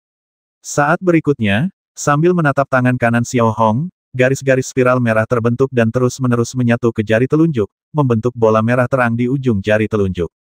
Setelah sekitar 3 detik mengumpulkan energi, Xiao Hong tiba-tiba mengangkat tangan kanannya dan menembakkan benda energi merah terang berbentuk pusaran ke arah target pola sihir. Benda itu berputar liar dengan kecepatan tinggi, dan suara gesekannya dengan udara terdengar agak keras. Ledakan. Detik berikutnya, sebuah cekungan seukuran mangkuk muncul pada target pola sihir paduan berat, dan serbuk logam berceceran di mana-mana. Pada saat ini, target pola sihir juga menampilkan sebuah data, tetapi tulisannya berwarna merah. Nilai dayanya adalah 10.122 poin, yang telah melampaui batas daya tahan target pola sihir tersebut. Jelas, nilai daya ini telah melampaui daya pola ajaib penggerak tingkat keempat. Hal ini tidak mengherankan, karena peluncuran spiral membutuhkan waktu pengisian daya dan tidak terbatas. Daya akan hampir berlipat ganda setiap detik pengisian daya. Melihat data yang diberikan oleh target pola sihir, senyum muncul di wajah Xiao Hong.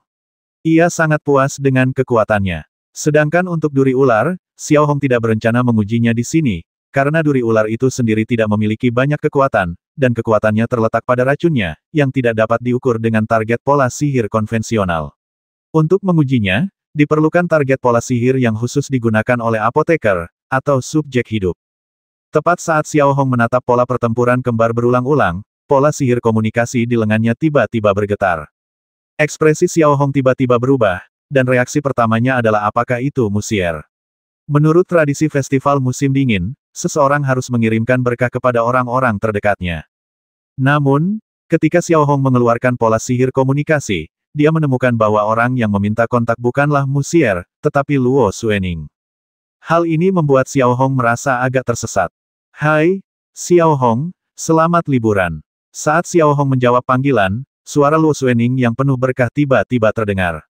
Ia sedang beradaptasi dengan adat istiadat setempat. Dan di sini, satu-satunya orang yang memiliki hubungan baik dengannya hanyalah Xiao Hong. Kamu juga senang? Jawab Xiao Hong acuh tak acuh. Apa-apa kau tidak senang? Tanya Luo Xuening sambil tersenyum, nadanya seperti seorang wanita muda. Tidak, Xiao Hong mengambil kembali si kembar, memasukkan mereka ke dalam tas pola ajaib, dan menjawab. Bagaimana kamu punya waktu? Ayo kita keluar dan bermain, usul Luo Xuening. Apa kau benar-benar bebas sekarang? Apa kau tidak perlu menangkap bayangan itu? Lanjut Xiao Hong. Saya menduga bayangan hitam itu telah memasuki kota Taiwu, dan sepertinya dia memiliki sesuatu yang penting untuk dilakukan. Menurut pendapat saya, dia tidak akan pergi sampai menyelesaikan tugas ini. Dan satu hari bukanlah masalah besar. Bagaimana dia bisa keluar? Tanya Luo Xuening lagi. Sejujurnya, Xiao Hong merasa cukup tertekan saat bersama Luo Xuening. Tetapi karena dia sudah mengundangnya, sulit baginya untuk menolak. Oh, di mana tempat pertemuannya? Xiao Hong berhenti sejenak dan bertanya. Di pintu masuk area asrama nomor 1, sebaiknya kau ganti bajumu dengan pakaian Kuansang. Setelah Luo Xuening mengatakan ini, dia tidak memberi Xiao Hong kesempatan untuk menawar dan langsung memutuskan kontak. Setelah diam-diam melihat pola sihir komunikasi, Xiao Hong tersenyum tak berdaya dan mencoba menelepon musier lagi, tetapi tetap tidak ada yang menjawab. Oh, apa kau benar-benar sesibuk itu, gumam Xiao Hong dalam hati, lalu berdiri, merapikan barang-barang di meja kerja, berbalik dan berjalan keluar, memasuki mobil pola ajaib, dan berganti pakaian dengan Kuansang. Karena hari ini adalah festival musim dingin, hampir semua mahasiswa telah pulang untuk berkumpul kembali dengan keluarga mereka. Oleh karena itu, kampus tampak sepi dan gedung-gedung di sekitarnya remang-remang, tanpa lampu-lampu masa lalu. Ketika Xiao Hong tiba di pintu masuk asrama nomor 1 dengan berjalan kaki, ia mendapati Luo Xuening sudah menunggu di sana. Melihat Xiao Hong muncul dengan pakaian Kuansang, ia tersenyum tipis. Ada apa sampai kau ingin menemuiku, tanya Xiao Hong. Apa aku perlu meminta sesuatu? Aku lihat kau sendirian saja, jadi aku di sini untuk membantumu sebagai teman, kata Luo Xuening dengan ekspresi santai. Kemudian, ia mengangkat tangannya sedikit dan menyerahkan kotak hadiah yang dibungkus indah kepada Xiao Hong. Ini, hadiah. Terima kasih. Xiao Hong langsung mengambilnya tanpa ragu. Lagi pula, ini gratis, jadi kenapa tidak diambil saja? Saat membukanya, ekspresinya sedikit berubah. Di dalamnya ternyata otak seekor elang tutul mutan, ahli kereta perang tingkat 2, yang jelas merupakan bahan yang bagus untuk pola pertempuran. Hei, mana hadiahku, tanya Luo Xuening ketika melihat Xiao Hong memasukkan hadiah itu ke dalam ranselnya dengan sangat kasar. Kau juga mau hadiah? Xiao Hong melirik Luo Xuening dan bertanya dengan heran. Tentu saja, bukankah hadiah selalu ditukar? Luo Xuening menjawab, bagaimana kalau begini? Pola pertempuran cangkir hisap yang kamu buat terakhir kali sangat berguna, dan aku sangat menyukainya.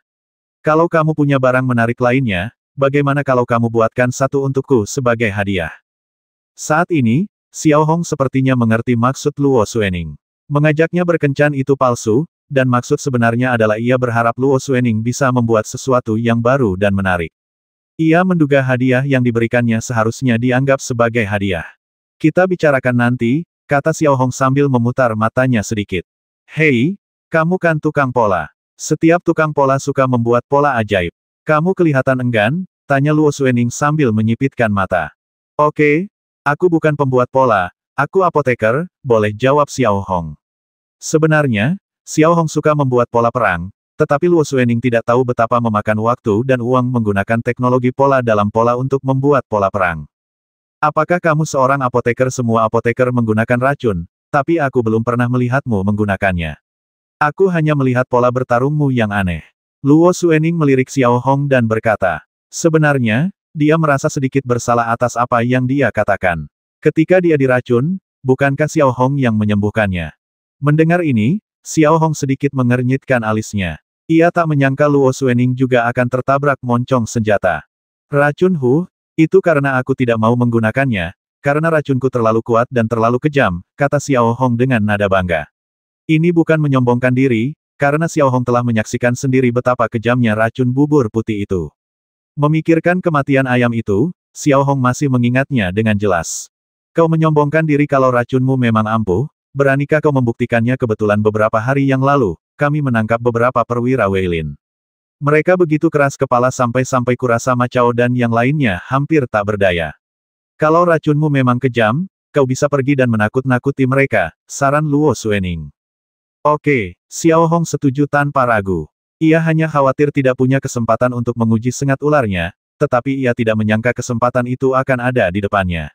Lagi pula, Xiao Hong tidak bersimpati pada petugas Weilin. Mengingat kembali saat mereka mencoba segala cara untuk membasminya, Xiao Hong sama sekali tidak bersimpati. Ikuti aku, kata Luo Xuening lembut, lalu membawa Xiao Hong langsung ke area asrama nomor 1 dan berjalan masuk ke gedung asrama. Xiao Hong sangat akrab dengan lingkungan di gedung asrama, karena tata letak gedung asramanya sama persis dengan yang ini. Setelah menaiki lift ke lantai atas, Luo Xuening berjalan sepanjang koridor menuju pintu sebuah ruangan yang dijaga oleh 2 ksatria Templar, dan membuka pintu dengan santai. Menatap pemandangan di dalam melalui pintu, raut wajah Xiao Hong sedikit berubah.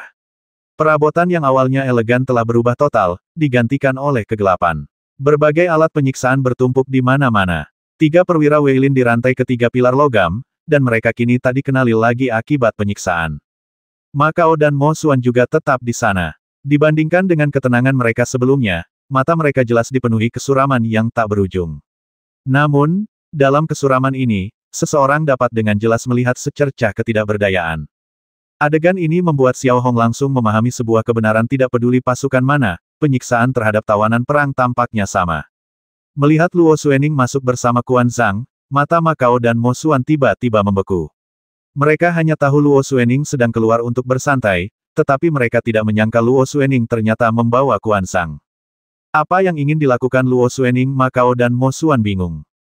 Kudengar kita belum berurusan dengan ketiga orang tangguh ini. Kakak seniorku sudah tidak tahan lagi. Dia pikir kau tidak cukup kejam, kata Luo Xuening dengan nada serius. Kejam banget, ya apa kau bercanda? Tanya Mo Xuan dengan ekspresi tak percaya. Bisa dibilang mereka sudah mencoba hampir semua jenis trik dalam beberapa hari terakhir, seperti sengatan listrik, berbagai macam racun, gigitan serangga, cambuk primitif, dan sebagainya. Ma Kao tidak berkata apa-apa, hanya melirik Quan Zhang sekilas. Ia tidak tahu banyak tentang Quan Zhang, tetapi bagaimanapun ia melihatnya, ia tidak tampak seperti orang yang kejam. Jika ia hanya ingin mencabik-cabik orang, lebih baik ia menghemat energinya. Hehe, sebaiknya kau tahan napas. Kami terlatih secara profesional. Kalau kau tahu apa yang baik untukmu, basmi saja kami. Kalau tidak, itu hanya buang-buang waktu. Wei Lin, salah satu petugas yang disiksa, menanggapi dengan senyum dingin, dua gigi depannya copot. Namun, tepat ketika petugas Wei Lin itu tertawa sinis, ia mendapati Xiao Hong telah mengulurkan tangannya dan mencengkeram dagu petugas itu. Di balik topeng dan kacamata berujung 5, mustahil untuk melihat ekspresinya, tetapi itu memberi kesan dingin. Meskipun dua perwira Wei Lin lainnya tidak berbicara, ekspresi mereka sama, dan mereka menunjukkan penghinaan terhadap alat penyiksaan tersebut. Mau mati gampang, tapi bagaimana caramu mati bukan urusanmu, kan, kata Xiao Hong lirih. Xiao Hong sudah benar-benar kehilangan semua rasa sayang terhadap rakyat kerajaan Wei Lin. Terserah, entah kau potong-potong aku atau masukkan aku ke penggiling daging, itu tak penting, jawab perwira Wei Lin. Menghadapi penghinaan dari perwira Wei Lin, Xiao Hong tidak berkata apa-apa lagi. Ia mundur 2 langkah lalu mengaktifkan pola pertempuran Gemini. Kemudian, ia menggoyangkan lengannya dan sebuah tubuh energi berbentuk ular hijau sepanjang sekitar setengah meter tiba-tiba melesat keluar dari ujung jarinya. Saat terbang, tubuh energi itu membuka mulutnya dengan 2 taring berbisa dan menggigit tepat di bahu perwira Wei Lin, hanya meninggalkan 2 lubang darah seukuran kacang dan tidak ada luka lain. Ketika Ma Kao dan Mo Xuan melihat pemandangan ini, mereka saling memandang dengan heran. Mungkinkah Quan Zhang telah gagal? Perwira Wei Lin itu melirik 2 lubang berdarah di bahunya, wajahnya penuh penghinaan. Hanya itu apa kau mau membuatku tertawa terbahak-bahak, kata perwira Wei Lin. Ekspresi kedua perwira Wei Lin lainnya penuh dengan ejekan dan penghinaan.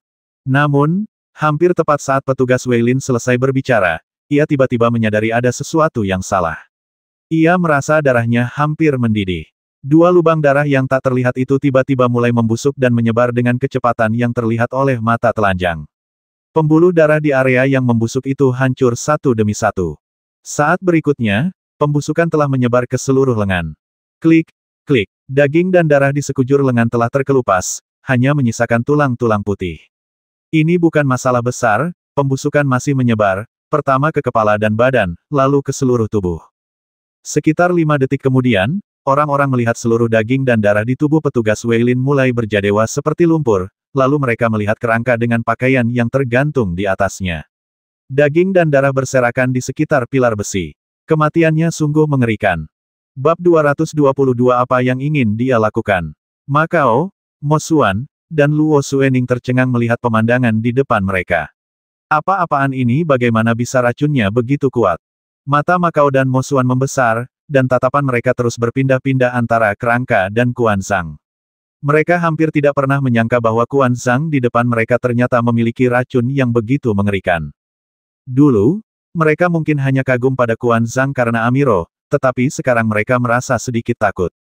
Orang yang bisa meramu racun seperti itu pasti punya pemahaman yang sangat mendalam tentang racun.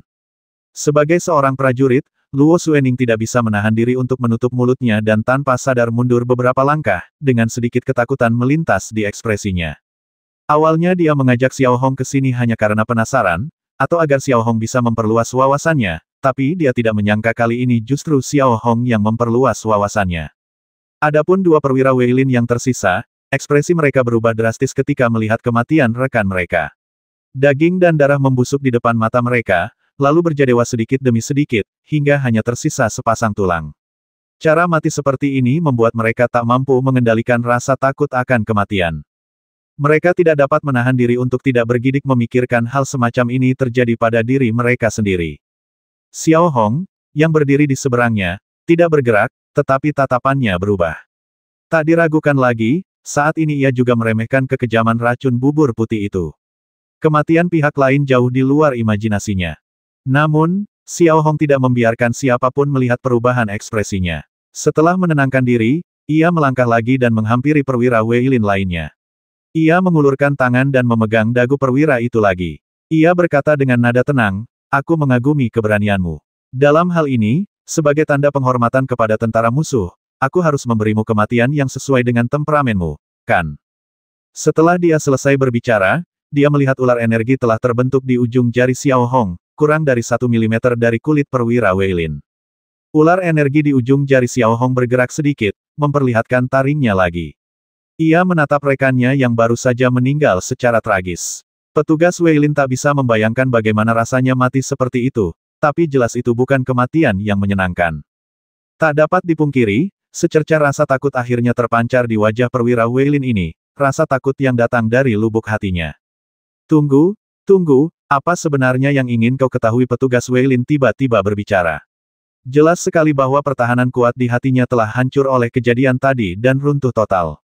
Menghadapi pemandangan ini, Xiao Hong tidak bereaksi. Ia menarik kembali tenaga penggeraknya untuk mengusir ular energi itu, lalu memberi isyarat kepada Ma Chao, menandakan bahwa misinya telah selesai. Melihat Xiao Hong melambai padanya, Ma Chao tersadar kembali. Keringat tipis telah membasahi dahinya. Ia menyekanya dengan santai dan memberi isyarat kepada para anggota Ksatria Templar untuk membawa perwira Weilin ke ruang interogasi. Desir, jepret. Hampir pada saat para Templar membawa perwira Weilin keluar, tiba-tiba terdengar suara pelan dari luar jendela, seperti suara pakaian bergesekan dengan kaca, atau suara sesuatu yang jatuh. Dapat dikatakan bahwa semua orang di ruangan itu bukanlah orang biasa, dan kewaspadaan mereka secara alami sangat tinggi. Mendengar suara yang tidak wajar itu, mereka semua mengalihkan pandangan ke jendela. Pada saat ini, mereka melihat bayangan hitam tiba-tiba melewati jendela dan dengan cepat menghilang di kejauhan. Itu dia, bayangan hitam itu. Luo Xuening mengenali sosok bayangan hitam itu. Dia muncul di sini? Marco terkejut. Area asrama nomor 1, terutama gedung ini, dijaga ketat. Nyamuk pun tidak bisa menyelinap masuk tanpa ketahuan. Namun kenyataannya, bayangan itu tidak hanya menyelinap masuk, tetapi juga telah memata-matai mereka sejak lama, bagaikan hantu. Yang membuat Ma Chao berkeringat dingin adalah, jika bayangan itu menyerang sekarang mereka akan benar-benar tak berdaya. Kejar! Luo Xuening, yang pertama bereaksi, tiba-tiba memberi perintah, lalu mengaktifkan pola aliran, membuka jendela, dan terbang keluar. Ma Chao mengikutinya dari dekat, diikuti Mo Xuan dan para anggota Ksatria Templar. Dalam sekejap mata, hanya Xiao Hong dan 2 anggota Ksatria Templar yang tersisa. Xiao Hong berdiri di tempatnya. Ia hampir tidak siap menghadapi perubahan mendadak seperti itu. Hanya dalam beberapa detik, Luo Xuening, Ma Chao, dan yang lainnya menghilang dari pandangan Xiao Hong. Dia juga bingung. Mengapa bayangan hitam itu muncul di tempat ini? Apa tujuannya? Karena dia sudah mengambil tulang-tulang itu, mengapa dia tidak pergi? Tuan Xuanzang, Anda. Seorang anggota Ksatria Templar berkata dengan hormat, tetapi tidak mengatakan sisa kata-katanya. Aku akan datang menemui Ning Er nanti. Tolong bawa aku keluar. Xiao Hong melirik Ma Chao dan Luo Xuening yang pergi secepat kilat, lalu berbisik kepada para anggota Ksatria Templar bahwa mereka tidak perlu tinggal lama di sini. Saat Xiao Hong berjalan keluar dari area asrama nomor 1, ia sedikit mengangkat kepalanya dan menatap langit. Tak ada apapun di sana kecuali hamparan salju putih, seolah-olah apa yang baru saja terjadi tak pernah terjadi. Bayangan hitam dan Luo Xuening telah lama menghilang. Setelah perlahan memasuki hutan sekolah dan memastikan tidak ada seorang pun yang mengikutinya, Xiao Hong mempercepat langkahnya, kembali ke mobil pola ajaib, berganti pakaian aslinya, dan kembali ke asrama. Bersiaplah untuk berkemas dan kembali ke rumah, lagi pula, ada kelinci di rumah yang perlu dirawat. Namun, saat Xiao Hong tengah memasukkan tabung reaksi dan pemanas yang digunakan untuk membuat pola ajaib itu ke dalam ranselnya satu persatu, ekspresinya tiba-tiba berubah dan dia menemukan sesuatu yang salah. Xiao Hong menoleh cepat dan melihat keluar jendela. Ia langsung ketakutan di tempat, matanya terbuka lebar, hampir membentuk lingkaran. Ia melihat bayangan gelap di luar jendela. Bayangan itu menempel di jendela, hanya mengamatinya dalam diam. Pemandangan aneh ini membuat bulu kuduk Xiao Hong berdiri. Namun, ini baru awal dari keterkejutannya. Sesaat kemudian, Xiao Hong mendapati kunci di teralis jendela mulai bergerak sendiri, seolah dikendalikan oleh tangan tak terlihat. Kunci itu perlahan terbuka, diikuti deru angin dingin di luar jendela, disertai bayangan hitam.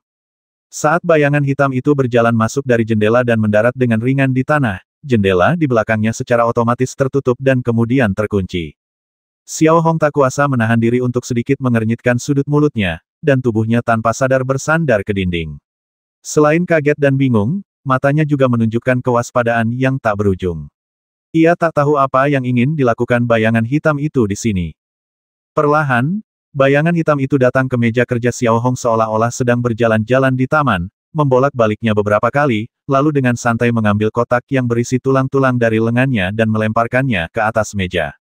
Xiao Hong tidak berkata apa-apa, tidak berekspresi apa-apa, hanya menatap kosong. Dia tidak tahu apa yang bayangan hitam itu coba lakukan atau bagaimana dia bisa menyingkirkan orang-orang itu.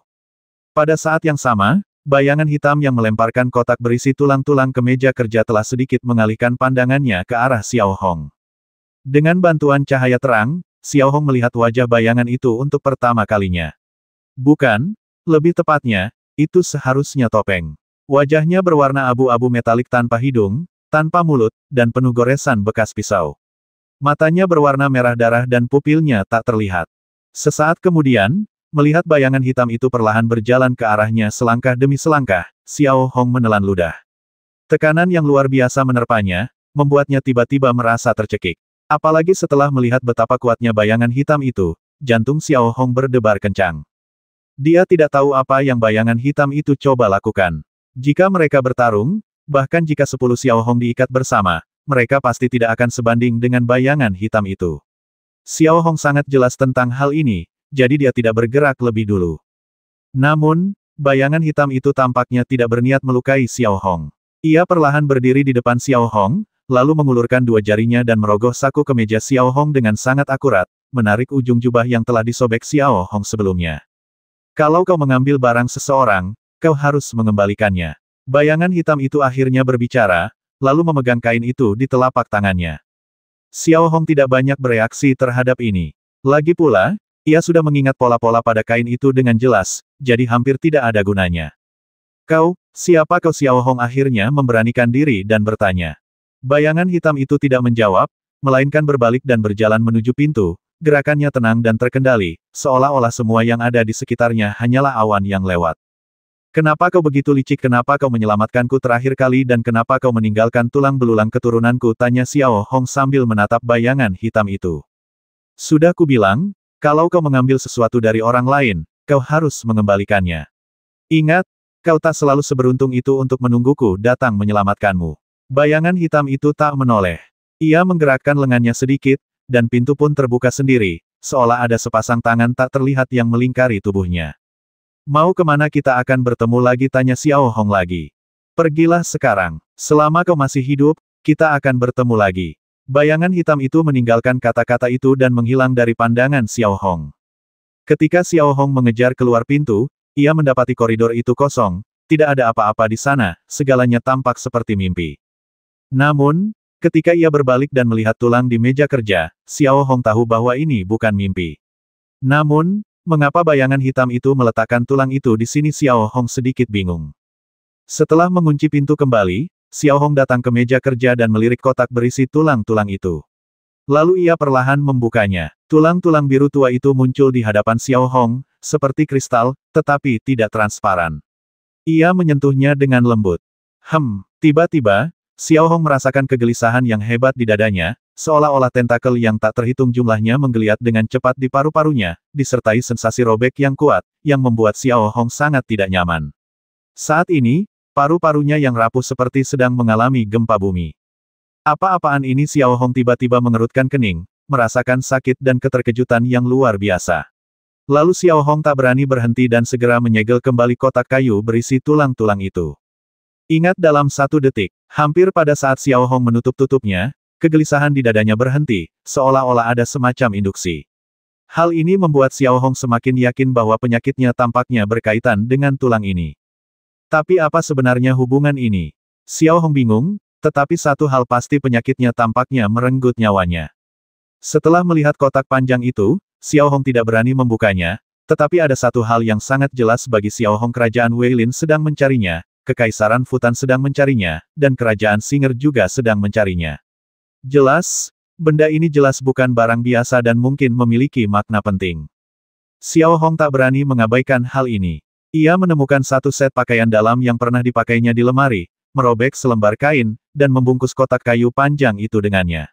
Kain itu adalah penyamaran sekaligus penguat agar kotak kayu panjang itu tidak terbuka. Perasaan tadi sungguh tak nyaman, bahkan kemungkinan besar Xiao Hong akan mati. Meskipun Luo Xuening juga mencari benda ini, Xiao Hong tidak berniat memberikannya kepada Luo Xuening. Bayangan hitam itu pasti punya alasan tersendiri untuk menyerahkannya, dan kemungkinan besar berkaitan erat dengan penyakitnya. Untuk itu, Xiao Hong hanya bisa meminta maaf. Kecuali, suatu hari Anda benar-benar yakin bahwa Anda akan mati dan tidak ada cara untuk menyelamatkan diri. Setelah memasukkan tulang-tulang yang disamarkan ke dalam ransel dan memeriksa meja kerja, Xiao Hong berbalik, berjalan keluar asrama, memasuki mobil pola ajaib, dan menyalakannya. Namun, tepat ketika Xiao Hong mengendarai mobil pola ajaib ke gerbang kampus, dia tiba-tiba menemukan bahwa anggota Ksatria Templar, yang dipimpin oleh Luo Xuening, telah kembali. Di belakang Luo Xuening ada Makao, tetapi ia sudah berada di atas tandu.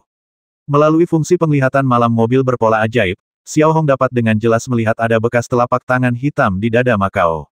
Namun, tampaknya Makao hanya terluka dan tidak dalam bahaya. Hal ini tidak mengherankan. Makao adalah seorang kusir kereta perang yang hebat, mampu mengendalikan sayap-sayap ajaib, dan sangat cepat. Ia secara alami akan bergegas ke garis depan para pengejar. Menghadapi bayangan hitam itu, ia tampaknya menjadi target pertama yang akan diserang. Tetapi mungkin mereka tidak pernah bermimpi bahwa bayangan hitam itu telah kembali dan melemparkan tulang-tulang itu kepada Xiao Hong. Xiao Hong mengendalikan mobil pola ajaib untuk berbelok ke jalan utama dan langsung melaju pergi.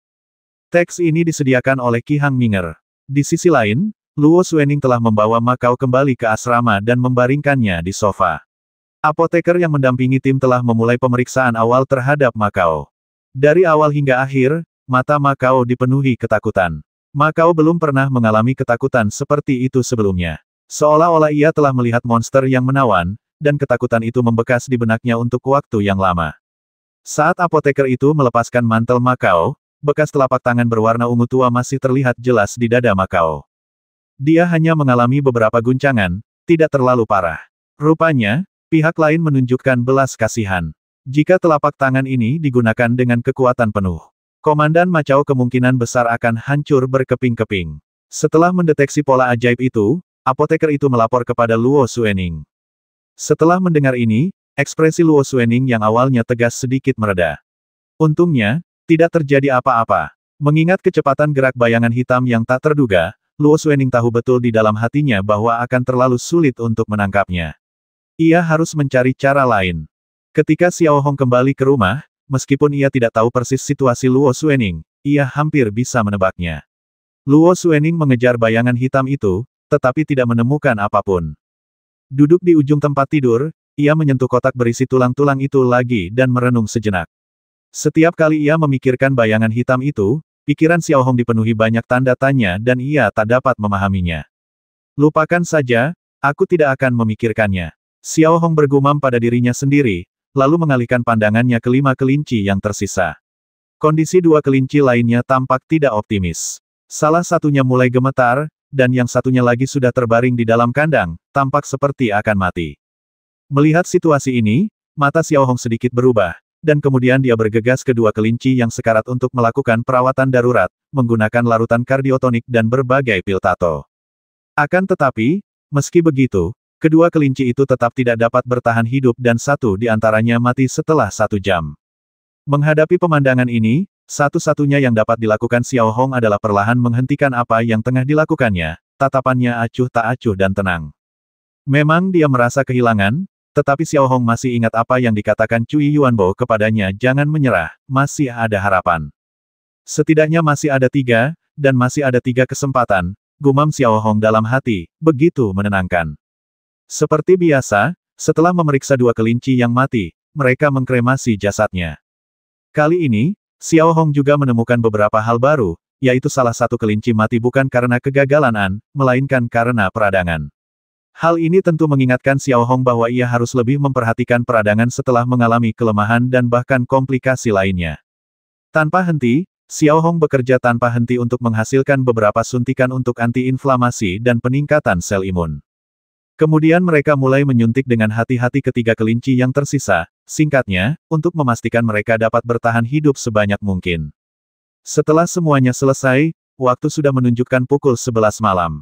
Xiao Hong tidak berhenti dan langsung masuk ke kamar mandi sambil membawa bubuk larutan pemurnian darah dan pil pola pemurnian darah untuk melanjutkan latihannya. Selama 2 hari sisanya, Xiao Hong menghabiskan hampir seluruh waktunya berlatih dan merevisi metode penyembuhannya. Ia tidak keluar rumah. Satu-satunya latihannya pada dasarnya adalah mempelajari dan mempraktikkan taktik bertarung dengan manik-manik berpola sihir biru tua di halaman belakang. Atau dia akan membaca beberapa buku, tetapi buku-buku yang dibacanya adalah buku-buku yang sangat ingin dibaca Xiao Hong sebelumnya tetapi tidak sempat membacanya karena buku-buku itu tidak terlalu membantunya dan semuanya aneh dan janggal. Selain itu, ia mulai menjelaskan teknologi pembuatan pola ajaib secara detail kepada Li Le dan yang lainnya. Xiao Hong bahkan mulai menanamkan metode pembuatan pola ajaib pemutihan kepada mereka sedikit demi sedikit. Alasannya, meskipun dia tidak ada di sini, pusat Dahongmei tidak akan runtuh. Lagi pula, kerja kerasnya ada di sini. Meskipun ini topik yang menyedihkan bagi Xiao Hong, terkadang orang tetap harus bersikap praktis. Xiao Hong telah membaca begitu banyak buku tak berguna akhir-akhir ini, dan memang begitulah adanya. Singkatnya, jika hari seperti itu benar-benar tiba, cobalah untuk tidak meninggalkan terlalu banyak penyesalan untuk dirimu sendiri.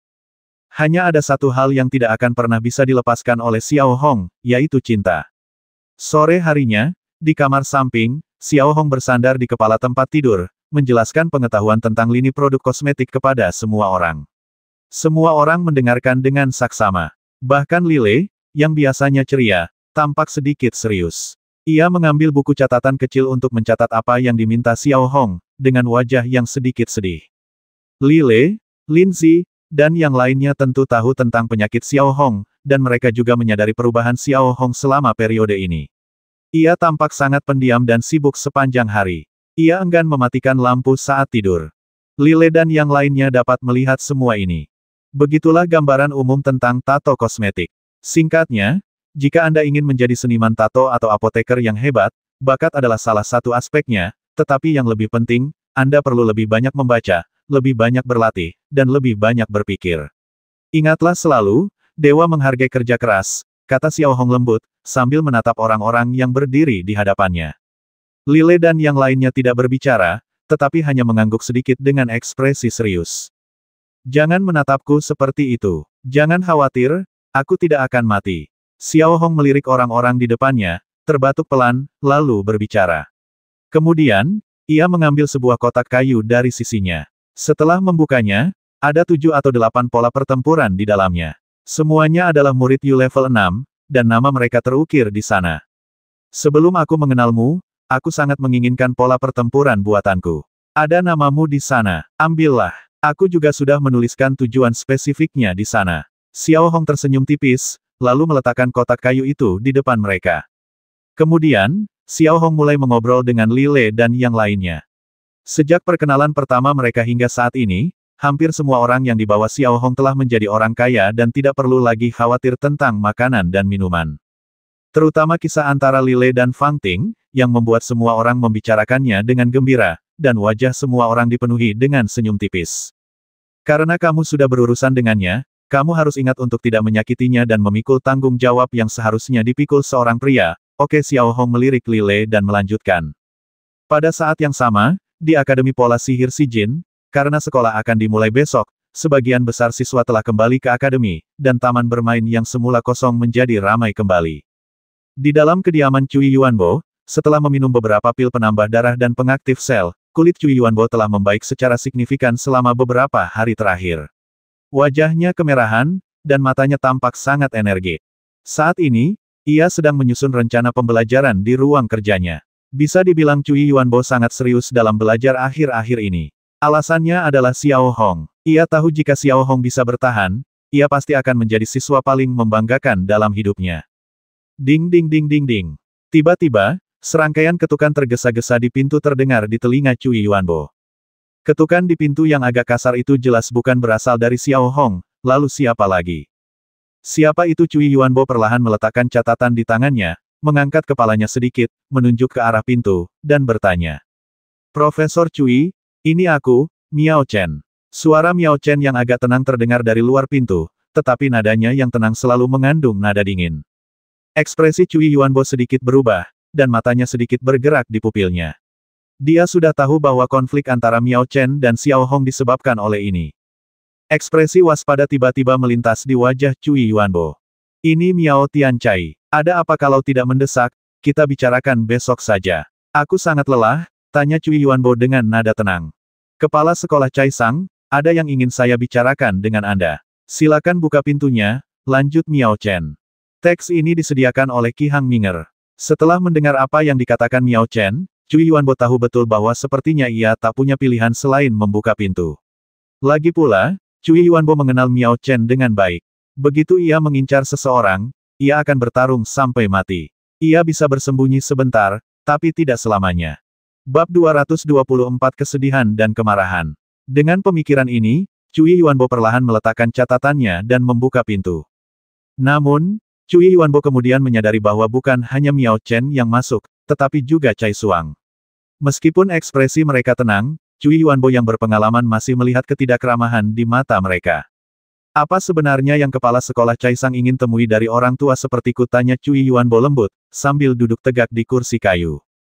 Tentu saja ini tentang seorang siswa dari sekolah cabang.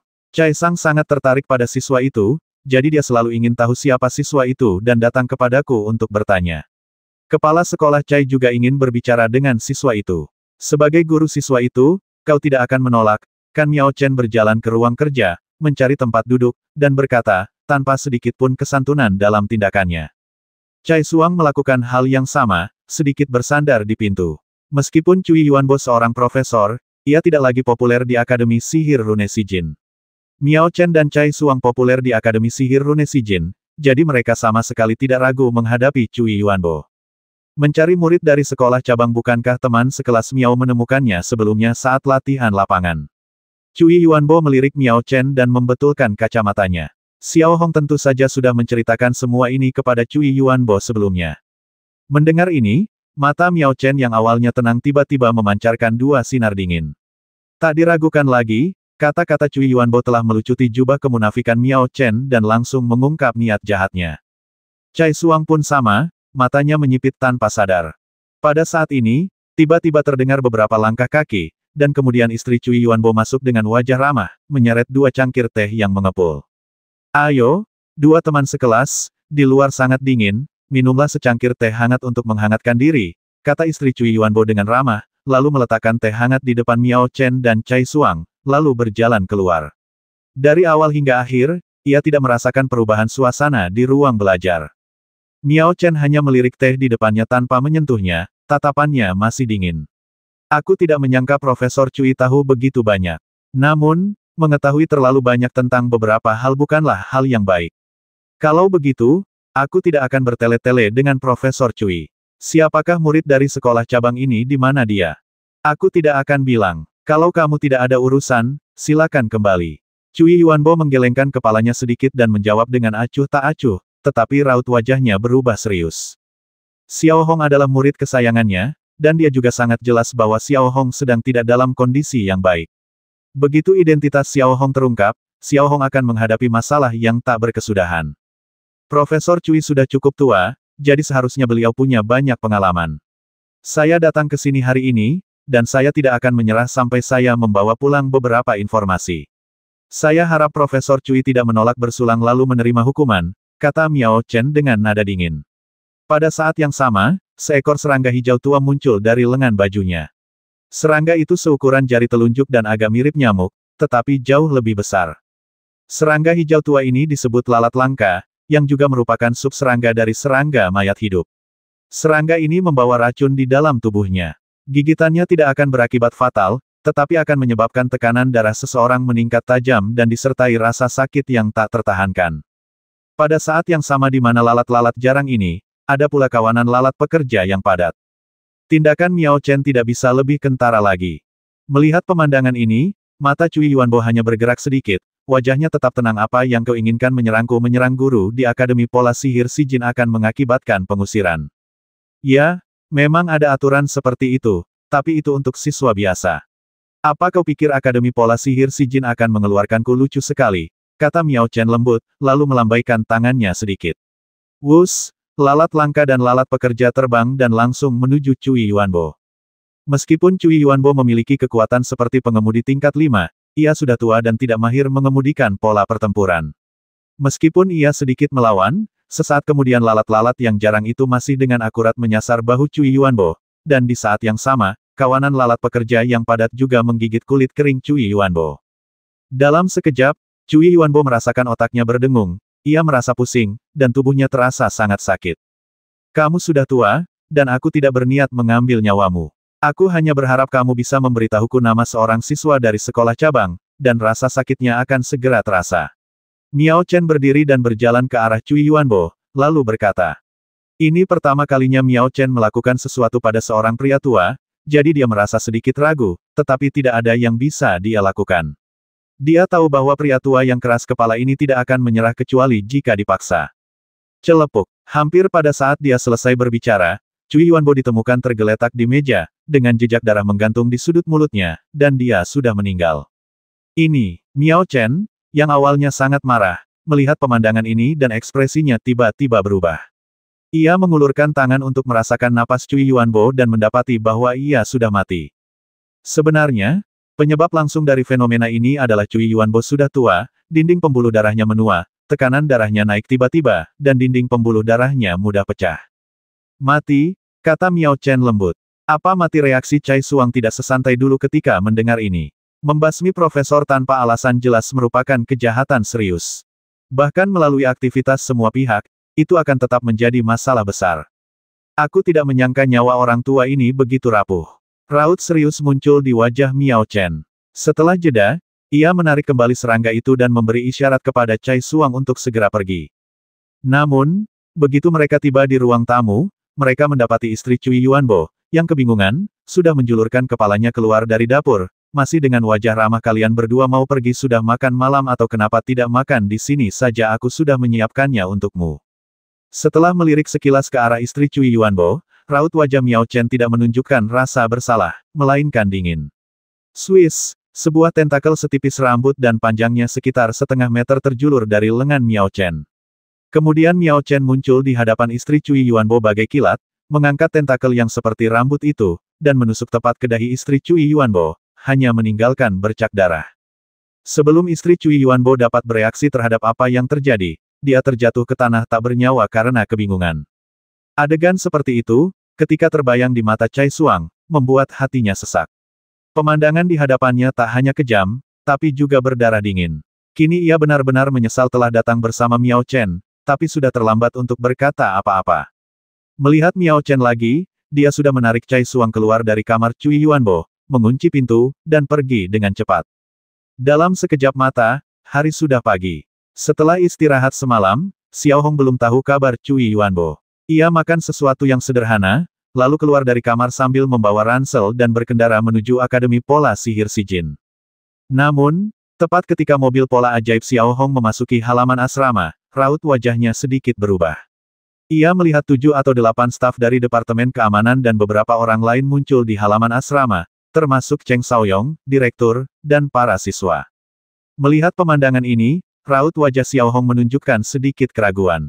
Saat ia mengalihkan pandangannya, Xiao Hong melihat 2 petugas keamanan bersarung tangan putih sedang memeriksa sesuatu di dalam ruangan di depan jendela kediaman Cui Yuanbo. Dengan penemuan ini, jantung Xiao Hong tiba-tiba berdebar kencang, dan matanya sedikit melebar. Ada apa? Bisik Xiao Hong dalam hati, lalu segera turun dari mobil pola ajaib dan langsung menuju ke asrama. Saat ini, masih ada staf dari Departemen Keamanan di koridor, seolah-olah mereka sedang membicarakan sesuatu.